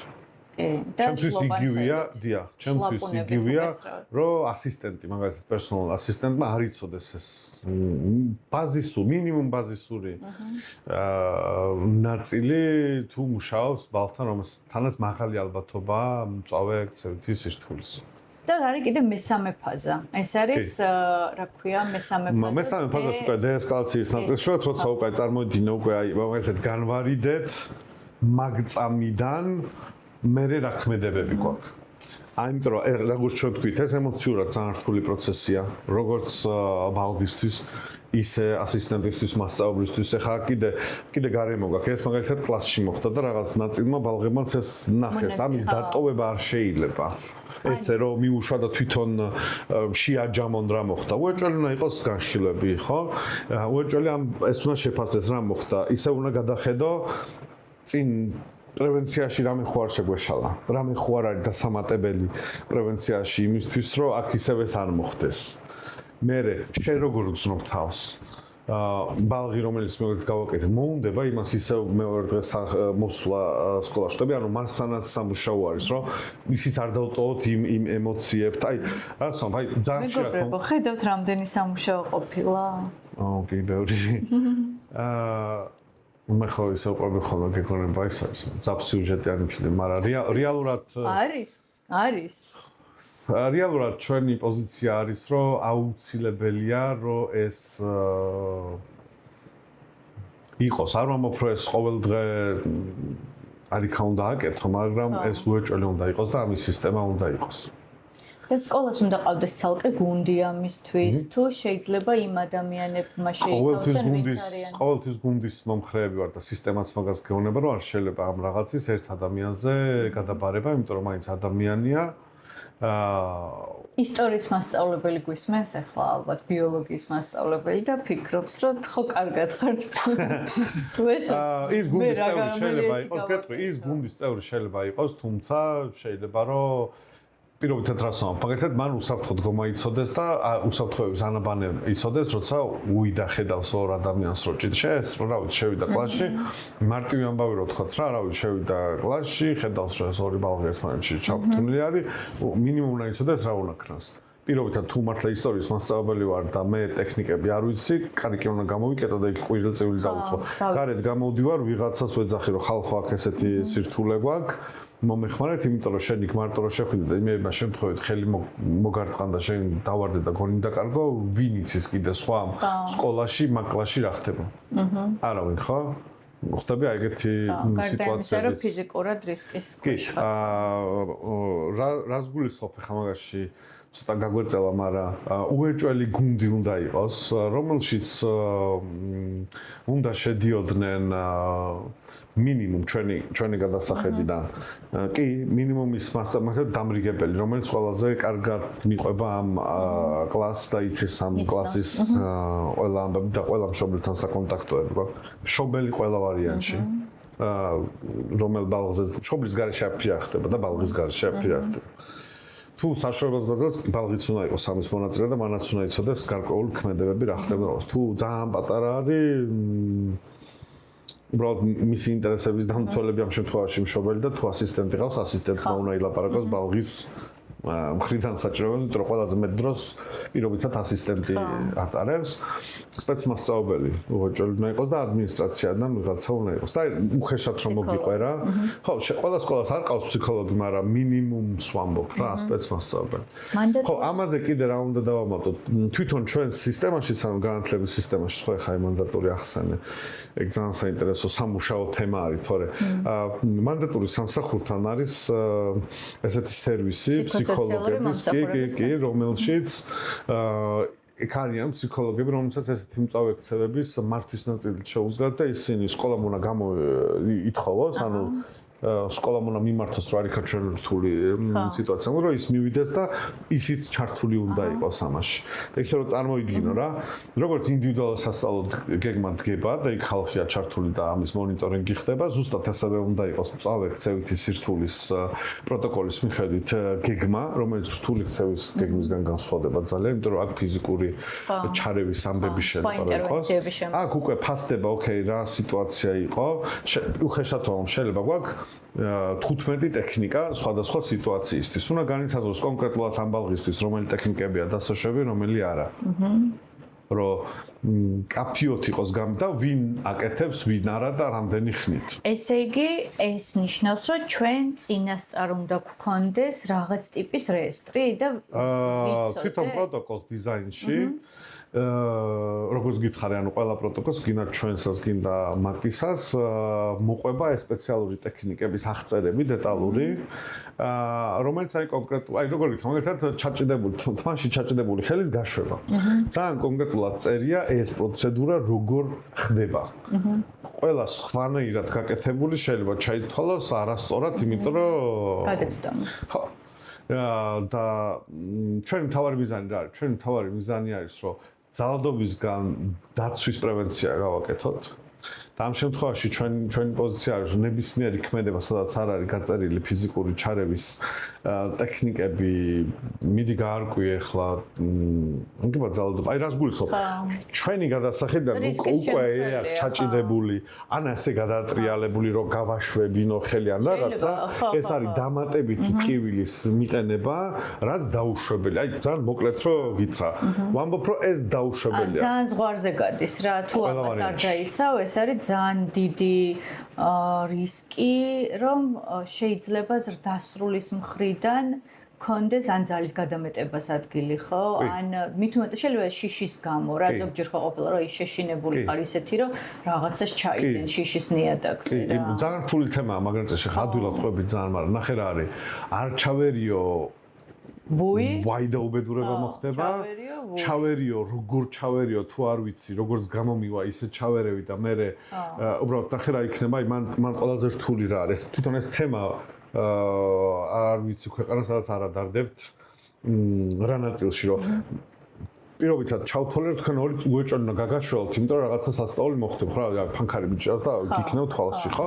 როგორც მომიხერხდა, ისე გაგაშველე. იმ მომენტში ეს კი გადაუწყვიტე, მაგრამ როგორც შევთქვით, ამასაც კი შედეგი აქვს.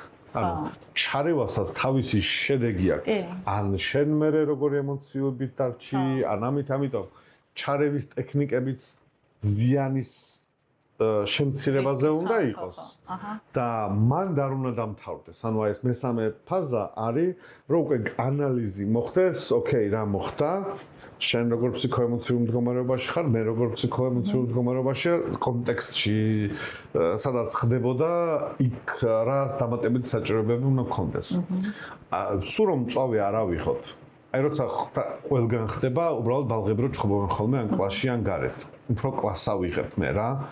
ჩვენ მიგაჩნია რომ აი ეგეთი ჩხუბები და თავგადასავლებიც კაი დაიშალეთ გეყოთი არ უნდა დამთავრდეს, იმიტომ რომ იქ ყველას ჩამოვართვათ ერთმანეთს. იქ ყველას თავისი ემოციური განცდა უჩნდება. პირველი რომ რახანი ჩხუბებს, ეგ რაღაცა მანამდე მოხდა. და რა გარანტია გაქვს რომ ისევ არის ჩხუბები. აი საერთოდ არ ვეხები შესაძლებლობის მქონე თემატიკას. ხშირად მასწავლებლებს მაგი უყვართ ხოლმე რა, რომ ახლა ამათთვის უნდა გადავატრიალოთ მთელი სკოლა და რაღაცეები. არა, ორმა ადამიანმა შეყრნენ ესე და რა პიროკლასელებსაც ძალიან მაგრა შეუძლიათ რომ იჩხუბან. ხო, ინკლუზიური განათლებაც მაგისთვის არის საჭირო, რომ ის რაც სპეციალური საგანმანათლებლო საჭიროების მქონე ბავშვისთვის არის კარგი, საჭიროა და კარგი, ასევე ტიპური განვითარების ბავშვისთვის. რომ შენ აი ზუსტად აი ხარ ვლაპარაკობთ, მე საერთოდ არ მიხსენები, რომ ეს უეჭველი შესაძლებლობის მქონე ან სპეციალური საგანმანათლებლო საჭიროების მქონე ბალღის ქცევის ჩარევისთვის. უბრალოდ სტატისტიკურად აქ ალბათობა მაღალი გაქვს, თორე ორი თინეიჯერი ჩაწვდა ერთმანეთს თმებში, აი სპონტანურად ანუ არც გეგმა გქონია, არც მანამდე არ დაფიქსირებულა რომ ამ ორ ადამიანს ერთმანეთში ეჩხუბა, აი კრიზისულის გეგმა ზუსტად ორ ნაწილს განიხილავს. როცა შენ უკვე წინასწარ იცი, შეთანხმებულია, პირობითად შენამდე მოვიდა ბალღი, რომელსაც დაენიშნა ასისტენტი, იმიტომ რომ მაღალი ალბათობა მწავექცევის, იქ სხვა გეგმა დგება და შეიძლება სპონტანურად მოხდეს. აი ორმა უბრალოდ არაპროგნოზირებადი ამბავია. იგივე არის. იქ გაშველებაში რა შეგიძლია რომ ორივე თემები მოხაჩო და უბრალოდ აი ხშირად ამას მშობლებს როცა ველაპარაკები, ისინი ამას არ უყურებენ, რომ ახაც ტექნიკა გჭირდება, რა განსხვავება არის. უბრალოდ მან ნახე როგორ არის, მან უბრალოდ მშობლები ამბობენ, რომ ღირსი არის რომ ეგრე მოიქცა და კაია რომ ესე ხისტად მიაჯოჯოხეთ ეს რომ მე ჯერ აღარ იზავს. არა და ჩვენი გადასახედიდან, კრიზისული სმარტის გადასახედიდან არანაირი განსხვავება არ არის. ორმა ბალღმა სუფთა ემოციურ დონეზე იჩხუბეს იმათი გაშველება და შემდეგ იგივე ისინი ეტაპებია გასავლელი, რაც ბუნებრივად რთული ქცევა მაქვს, კომუნიკაციის სირთულე მაქვს, რაღაცა მაქვს და იქ მაქვს ვიღაცა გასაშველებელი. სამწუხაროდ სისტემაში ამას უფრო ხედავენ. ამას ნაკლებად. ერთი პატარა რეპლიკას გავაკეთებ და მე ორი საკითხი დამრჩა და მინდა რომ მოვასწროთ. ესე იგი, მაყურებელს მინდა ვუთხრა, ვახსენეთ ჩვენ მანდატური სამსახურის ფსიქოსოციალური მომსახურების ცენტრი, რომელში დარეკვაც მშობელსაც შეუძლია, ბავშვსაც შეუძლია, 24 საათიანი ცხელი ხაზი აქვს, დირექტორს ხო თავისთავად შეუძლია და მეტიც ზოგიერთ შემთხვევაში ვალდებულიც არის, რომ ეს გადამისამართება და რეფერირება უნდა გააკეთოს. ამ სამსახურში არიან როგორც ფსიქოლოგები, ისე სოციალური მუშაკები, მათ აქვთ შესანიშნავი სერვისი მედიაციის და ამ თემას დავუბრუნდები მომდევნო სასწავლო წლის სეზონზე, ასე ვთქვათ და აუცილებლად მოვიწვევ და დიდი იმედი მაქვს, რომ მოვლენ და ისაუბრებენ ფართო საზოგადოებისთვის მნიშვნელოვანია, რას ნიშნავს ეს მედიაცია და რა შემთხვევაში შეიძლება ამის გამოყენება და რითი განსხვავდება ეს მედიაცია უბრალოდ აბა ბოდიში მოვუხადოთ ახლა ერთმანეთს ესე მეჯერა შევთანხმდეთ რომ მეჯერა კლასელები ხართ და ჩხუბი არ შეიძლება. ამ ცენტრის ცხელი ხაზის ტელეფონის ნომერს მე კომენტარებში დავპოსტავ, რომ თქვენ იცოდეთ, ჩემგან არ უნდა იგებდეს ალბათ ამას საზოგადოებამ, თუმცა არის ესეთი მოცემულობა, რომ ბევრმა არ იცის. ამიტომ მე ტელეფონის ნომერს დავპოსტავ და შეგიძლიათ დაურეკოთ და უბრალოდ ანონიმურადაც კი შეგიძლიათ დარეკოთ და იკითხოთ თქვენი საჭიროების შემთხვევაში მათ რისი გაკეთება შეუძლიათ, ეს მათი მოვალეობა, ეს სახელმწიფო უწყება, ასე რომ არ მოგერიდოთ მათთან დარეკვა. და ასევე შეგიძლიათ რომ თქვენი სკოლის დირექტორს მოსთხოვოთ ამ სამსახურის ჩართვა საკითხში, თუ კი ადგილზე ეს პრობლემა ვერ გვარდება. ან როცა ამბობენ ხოლმე, რომ აი ჩვენ სკოლას ფსიქოლოგი არ აქვს და არ ყავს და რა ვქნათ, აი ეს უნდა ვქნათ, რომ უნდა მოვიწვიოთ მობილური ჯგუფებიც გქონდათ და არ ვიცი ხა აქვს თუ არა, მაგრამ ეს სერვისიც არსებობდა, რომ მათ შეეძლოთ რომ მობილური ჯგუფი გამოეძახათ, რომელიც მათ შორის რთული ქცევის შემთხვევაში ქცევის ფუნქციურ ანალიზს გააკეთებდა და ამ საკითხს პროფესიონალურად შეისწავლიდა და რეკომენდაციებს მისცემდა მასწავლებლებს, მშობლებს, ადმინისტრაციას რა უნდა გაეკეთებინათ, რომ ეს ქცევა ჩამქრალიყო. მინიმუმ მართვაში ხო, მართული ყოფილიყო, კი. ეხლა რაც შეეხება ორი საკითხი, რაზეც მინდა რომ მოვასწროთ საუბარი, ერთი ეს არის ვინ არის სკოლის მხარდამჭერი, როდესაც მწვავე ქცევა ვლინდება, როდესაც მათ მოეთხოვებათ რომ ეს პროტოკოლი ჰქონდეთ. ჩვენ ეხლა დარწმუნებული ვარ გვიყურებს დირექტორი, რომელიც მოწადინებულია, რომ ეს საკითხი გამართოს სკოლაში. ვინ შეიძლება მას ეგულებოდეს მხარდამჭერად? აი კითხვა არის. ხო, პირველ რიგში ჩნასინა იმეც იმას მიუბრუნდები, რომ თუ ადრე ვამოფისებ ჩემ ბავშვობაში ნაკლები რესურსები იყო, როცა სირთულეები იყო, ეხლა როგორც შენახსენე, ეხლა უკვე გარკვეული რესურსები, როგორც განათლების სისტემის შიგნით, ისე განათლების სისტემის გარეთაც არის, რომლებსაც შეუძლიათ, რომ აი საკითხებს სადაც იჭედები, იქ მოგეხმარონ. ხო? აი მაგალითად ჩვენს ჩვენი პარტნიორი ჯორჯია ესეთი ორგანიზაცია, იმათ მაგალითად საერთოდ რთული ქცევის მართვის ონლაინ კურსი შეგიძლია გაიარო უფასო, თუ გინდა ცოდნის ამაღლება ამ წელში. კი, მასწავლებლის სახსაც აქვს თავისი პროგრამები, ახლა რატო წავედი მანდ რომ მაგალითად ჩვენი ერთ-ერთი პროექტის ფარგლებში, ანუ ინკლუზიური განათლების მხარდაჭერის ფარგლებში, გარკვეული მოდულები შევქმნით. აი მაგალითად სკოლის ინდივიდუალური ასისტენტის მოდული შევქმნით.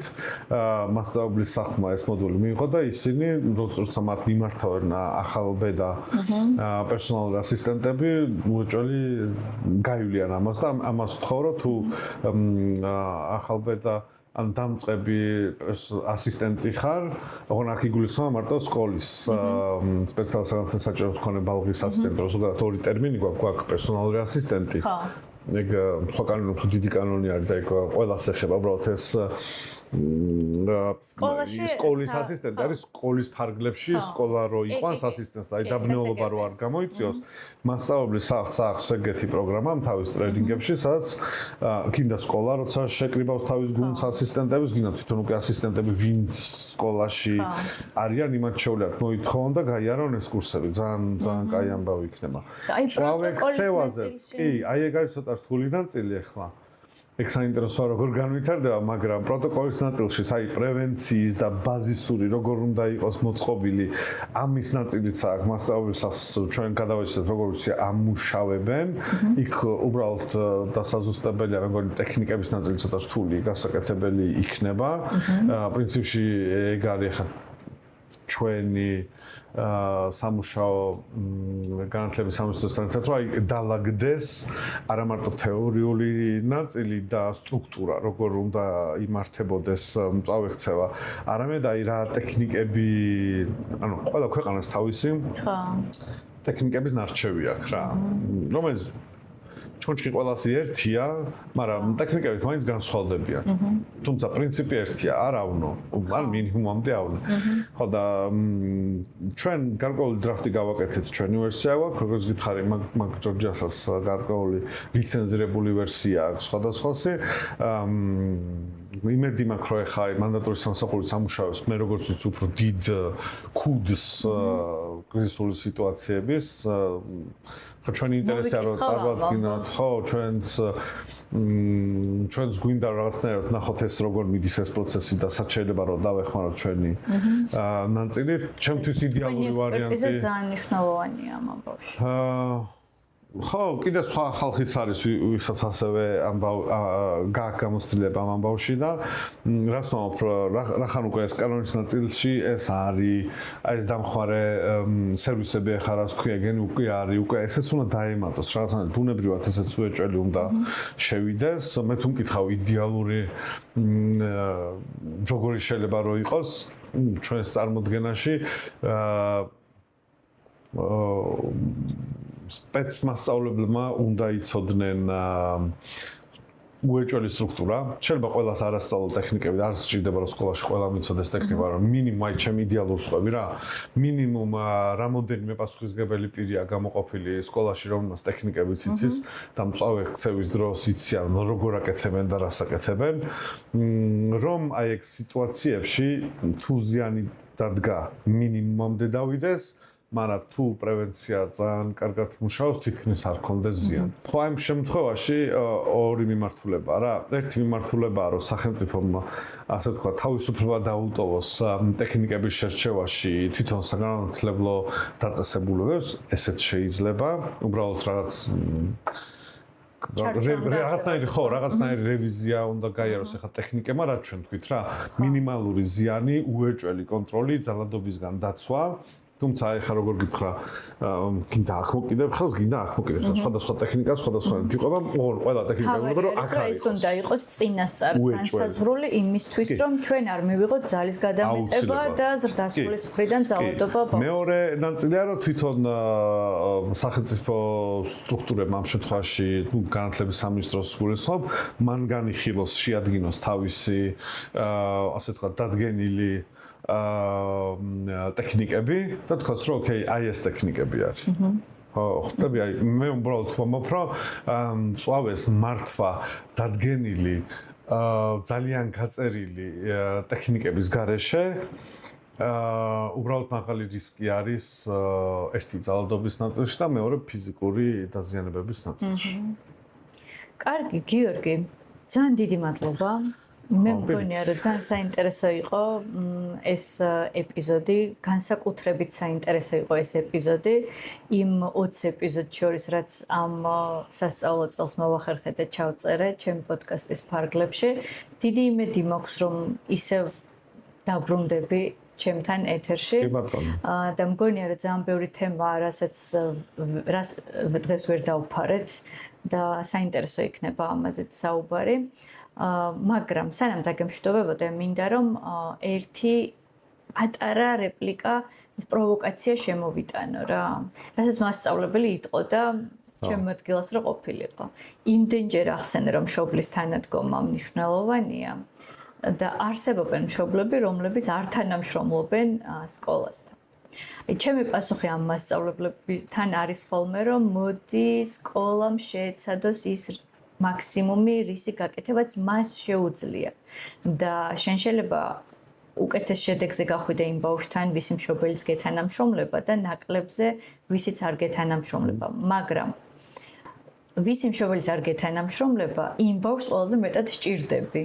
და უნდა იფიქრო იმაზე, რომ შენ შეიძლება ვერ შეცვალო მისი ოჯახური მდგომარეობა და ვერ გააუმჯობესო, მაგრამ შეეცადო, რომ სკოლაში ყოფნა მისთვის უფრო სასიამოვნო გახადო. რას იტყოდი შენ, რას ეტყოდი მასწავლებელს, რომელიც ფიქრობს, რომ სულ არ მეთანამშრომლება ეგ მშობელი და მე მარტომ რა უნდა გავაკეთო და ვერაფერს ვერ გავაკეთო. ხო, მან ისოს თავიდან დავიწყოთ. საერთო ინტერესს თუ იპოვი მშობელთან, პირველ ნაბიჯი უკვე გადადგმული იქნება. ოღონდ არ გულისხმობ ავტომატურს, რომ აი რა მოიყვანე სკოლაში და მე უნდა ვასწავლო და შენ მომეხმარე და ეგეთი რა. საერთო ინტერესი უეჭველი უნდა იყოს ორივეს რა გაკავშირებთ ამ ბავშვთან მიმართებაში.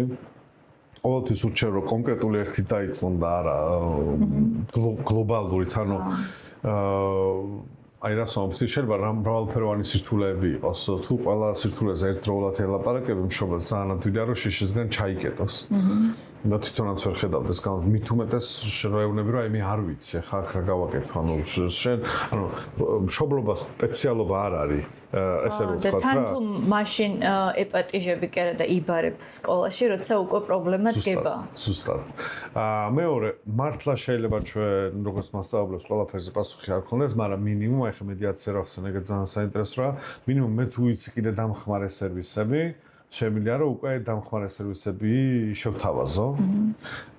რომ ეგება უფრო სხვა კუთხით და ეხა ეგეც მესმის რა მასწავლებელი ვარ ჩემი ყოველდღიური განვიგი რომ ნახო სულ დრო უნდა იპოვო რომ დამატებით რაღაცეებზე ვილაპარაკოთ ან აი ხო მაგას ვამბობ შესაბამისად შეიძლება აი 15 წუთი როცა მე და შენ საერთო ვერ ვიპოვეთ როგორც მშობელმა მასწავლებელმა ეგება აი ამ დამატებითი სერვისების ხალხმა იპოვონ მას მშობელთან და ამან გამიადვილოს იმიტომ რომ მშობლის გარეშე შენ ციჭედები რა როგორც მასწავლებელი და შეიძლება რომ აი ამ სერვისებმა იმას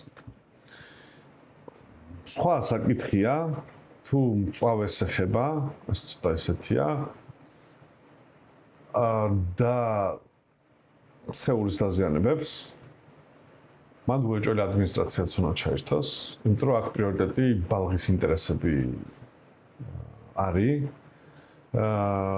პირველ რიგში და აქ უკვე მარტო შენ და მშობელი ვერ ძალაგეთ ამას უეჭველი უფრო დიდი რესურსი ჭირდება და ეგ გასავლელი არის ისე იმას ვამბობ რომ ძალადობიდან დაცვა არის პრიორიტეტი ხო და მწვავეც რო არ იყოს მე მგონია რომ აი ეს მე უბრალოდ ძალიან რადიკალურში წავედი ისე ხო არა მე გეთახმები მაგაში და თან ვიძახი რომ მწვავეც რომ არ იყოს მაინც შეიძლება იყოს ადმინისტრაციის მონაწილეობა ამ პროცესში მნიშვნელოვანი კონტრიბუცია რა მით უმეტეს თუ მშობელთან საერთო ენის გამონახვა გიჭირს და ეს კონტრიბუცია მაინც და მაინც თითის დაქნევა და წარბის აწევა არ შეიძლება იყოს აი მაგალითად ჩვენ ეხა ამ ყოველ ციკლში სულ თემა გვაქვს ხოლმე ჩვენი პროექტის ფარგლებში. მაგალითად ამ წლის და კიდევ მომდევნო წლის დიდი თემა, რაზეც გვინდა რომ საზოგადოებამ ლაპარაკოს, ეს არის ემოციური მხარდაჭერა რთული კრიზისული სიტუაციების დროს ამ თემიდან გამომდინარე. აი მაგაზე ვილაპარაკოთ, იმიტომ რომ ძალიან საჭირო თემაა. რას გულისხმობთ, იცი? რთული ქცევის მართვა ძალიან ესეთი სტრუქტურიზებული მექანიკური აქტივობებისგან შედგება, მაგრამ ეს ქმედებები ემოციების გარეშე არ ხდება. გინდა მასწავლებელში, გინდა მშობელში, ნებისმიერ ადამიანში, გინდა ბავშვში. და რაღაცნაირად ჩვენი განცდა არის, რომ ამ დროს ჩვენ უფრო ფოკუსირდებით, ვინ რა უნდა გააკეთოს, როგორ უნდა გააკეთოს, რა არ უნდა შეეშალოს და ნაკლებად ვლაპარაკობთ ამის ემოციურ კონტექსტზე. და აი ეგ თემაც რა ვიცი აი ხალხის დაფიქრდეს და თუ ჩვენ ძალიან გვინდა ჩვენი დაკვირვებებიდან რომ ვთქვათ რომ აი ეს ემოციური ჩვენ ჯერ კიდე მოკლე აი ყავის ზონეზე და აი ჩვენი кейსებით რაც გვიგროვდება იქ სულ ხვდებით რომ ემოციები სულ იქ არის ძირითადად ნეგატიურები ხო და მაგალითად მარტივი ესეთი სიტუაცია წარმოიდგინე. შენ წარმოიდგინე როგორი ემოციური მდგომარეობა აქვს ან ასისტენტს ან მშობელს მოხდა რაღაცა რა ხდება. ხო. ოკეი, გავაკავეთ ეს მორჩა, მაგრამ მშობელი ხო როგორი გულგახეთქილი მორბის, რომ არ იქ რაღაცა მოხდა. ასისტენტს ხო თავისი აქვს, რომ ვა დღეს ცოცხალი ვარ ან რაღაცა არ დაზიანდა. ამათთან ამ ხალხის მარტო დატოვება, ანუ ამ ემოციებთან ჩვენ ვიგვაჩვენა რომ მიუღებელია. მაგრამ ისიც რომ უცებ შეხვდნენ და ძალიან წყნარათი ილაპარაკეს, ეგეც ძალიან წარმოუდგენელია. ხო ხდება რა მოხდება? ეს რატომ მოხდა, ის რატომ მოხდა, ვისი ბრალია, ამის ბრალია, შერაქენი. როგორც ეს ხო დამნაშავეს ვეძებთ ჩვენ. ბუნებრივია, თუმცა ეს სისტემა გვეუბნება, რომ არაეფექტური. იმიტომ რომ ბოლო ისევ ამბობ რა, მივედით იქამდე რომ ხო, გელას ბრალია, მერე დაშვები. გელას დახმარება ხო ჭირდება? აი მაგასო. გელა გადავცე თანაც. რა, აი ისე ხალხშიც ზოგადად გვაინტერესებს და ამ პოდკასტის ზოგადად მაგათი აზრიც მაინტერესებს, აი ეს ემოციურ მხარდაჭერაზე რას ფიქრობენ რა? მოგწერეთ მეგობრებო კომენტარებში რას ჩვენ ძალიან საინტერესო იქნება ეგ. თუ ეს თემა თქვენთვის საინტერესოა, ჩემთვის ძალიან საინტერესოა და მე მინდა გითხრა რომ კი ბატონო გავაკეთოთ ცალკე ეპიზოდი დავუთმოთ ამას.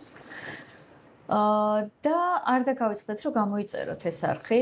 ამით მეც დამეხმარებით რომ ბევრ ადამიანს მივაწვდინო ხმა, იმიტომ რომ ხედავთ რომ ისეთ თემებზე ვსაუბრობთ აქ ყოველთვის, რაც ეხება სასკოლო განათლებას და არის აქტუალური და რაზეც ხშირ შემთხვევაში სხვაგან ვერსად მოისმენთ, მართლა ესე. და თქვენთვისაც სასარგებლო იქნება, იმიტომ რომ ბევრ ამას გაიგებთ ჩემი სტუმრებისგან. გიორგი, მადლობა კიდევ ერთხელ. მადლობა მოწვევს. კარგი იყო. ალბათ. კარგად, ბედნიერად ნახვამდის.